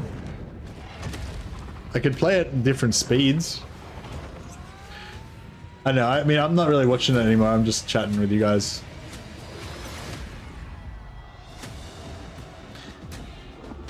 Oh yeah, if you guys want to jump on my Discord, it's under the dash posted in the official news section of my Discord.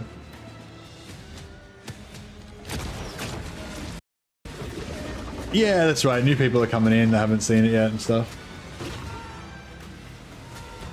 Is that one of those dwarf things? Yeah, yeah. We got the put the Blacklaw map up. Yeah, yeah. So we got, this is Tamakan, the Maggot Lord. So he gets Kazakh, the Befouled Legendary Hero, Chaos Lord of Nurgle, Chaos Lord of Nurgle, Chaos Sorcerer Lord of Nurgle. Sorry, Chaos Lord of Nurgle, Chaos Sorcerer of Nurgle. So we can get Sorcerer Heroes now for, and that'll be for Warriors of Chaos and as well. Plague Ogres, Rot Knights, Toad Dragons, Pestigores. So we're getting Nurgle Beastmen as well. So presumably we're going to get Beastmen for Slanesh and also for Khorne eventually. Khorne Gores. Didn't see Pestigores or Bile Trolls. Oh yeah, Bile Trolls. I wonder if the Bile Trolls... No, the Bile Trolls would be specifically Nurgle, wouldn't they? So we wouldn't get them for, like, Throg or anything.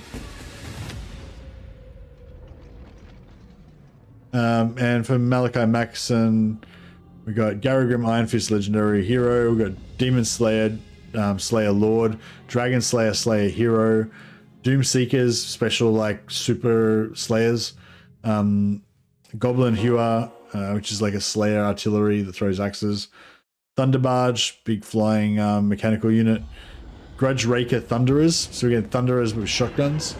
It's pretty cool. I wonder if they'll be the same tier as the normal Thunderers, or they'll be a side grade, or whether you have to go up another tier higher. And Slayer Pirates. So Long John's Slayer's Pirates. It's pretty crazy. I didn't know, are Slayer Pirates like a common thing? Like, I thought Slayer Pirates would just be like, only Long John had Slayer Pirates. I didn't realize they were like, you know, a thing that could just exist by itself. Slayer Pirates were the ones drinking on the spirit of Grungni. Oh, really? Have we already passed that part? Oh no, it's coming up now. Yeah, once you look at, when we go look inside, you see him in the pub in there. I don't know. I can't really see.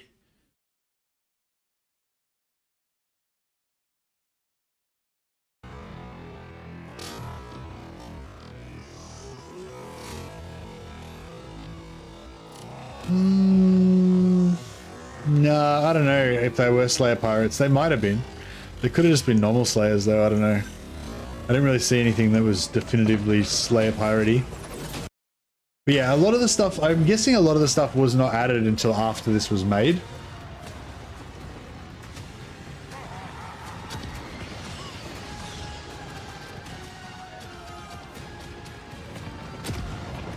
Yeah, I wish we could get Grudge Raker Ironbreakers. That'd be cool. I think there is actually a tabletop Ironbreaker unit. Somebody was telling me to have like Drake Fire pistols or something, some sort of ranged attack.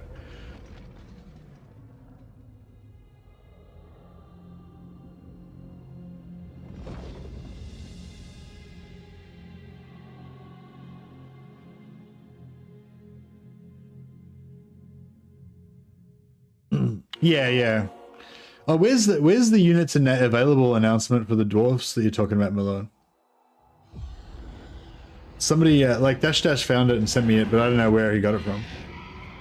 I mean, I think he got it from another YouTuber, but I don't know where they got it from. Drake Fire pistols fire little balls of burning metal and get some in Vermintide. They're great. Oh, nice. Yeah, well, we might see some more stuff as we go along. We'll see how we go. Has the Axe Father noticed us? Yeah. Wow. Yeah, I don't know. I don't know what we should do. Should we just should we just continue watching this until we get bored and then end the stream, or should we play some Warhammer or what? I mean, I feel like there's not much point playing going on with my campaign today, because we're just, you know, everyone just wants to really watch the trailer over and over again. Oh, I just want to watch the trailer over and over again. Yeah, I could end this stream and do a Mordheim stream. That might be the way to go. There was also a hotfix for Warhammer today. Yeah, I went through the hotfix earlier. Yeah, there was a host of bug fixes with like a massive list of bug fixes, but it was nothing like that really changed they're on my Discord, Drekla. If you actually I don't have that up. Sorry, I'll just get you an invite. One sec.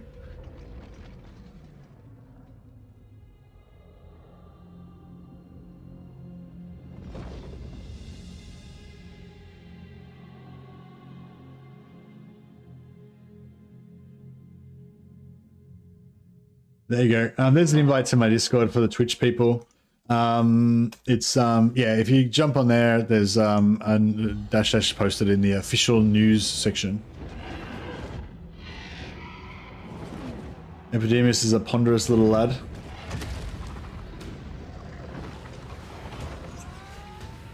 Yeah, I have been really enjoying this. Just I don't know, just soaking up the excitement. Basically, it's really nice to just I don't know, just have this exciting time kind of happening again with Warhammer, because I really wasn't excited about Shadows of Change. Like I just didn't care about the factions that much. Whereas I'm super pumped about these factions. I can't decide whether I'm more pumped about the dwarfs or the Empire. I am looking. I mean, I am happy that Nurgle got a bunch of new stuff, but like I feel like I'm just going to be so obsessed with the Empire and the dwarfs. It's going to take me a while to get around to checking out the Nurgle stuff. But yeah.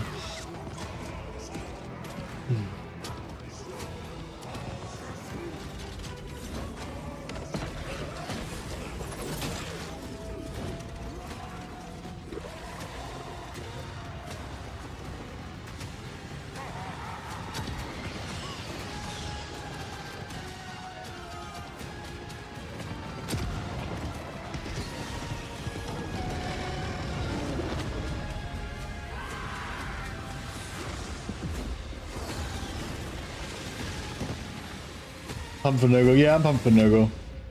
You rate them Dwarves, Empire, and Nurgle in that order? Yeah. Based on seeing the trailer 500 times. Yeah, I mean, I don't know. Everything looks great to me. I really like the look of I really like Tamakan. I really like the Ogre, the Plague Ogres. They're probably my two standout favorite things about the Nurgle part of the trailer. Yeah, the other thing I would have liked to see was Blight Kings, like the big, thick Chaos Chosen dudes. But they don't. Yeah, we're not getting them yet. But yeah. But yeah, I'm pretty excited about all of the Empire stuff and the Chaos stuff.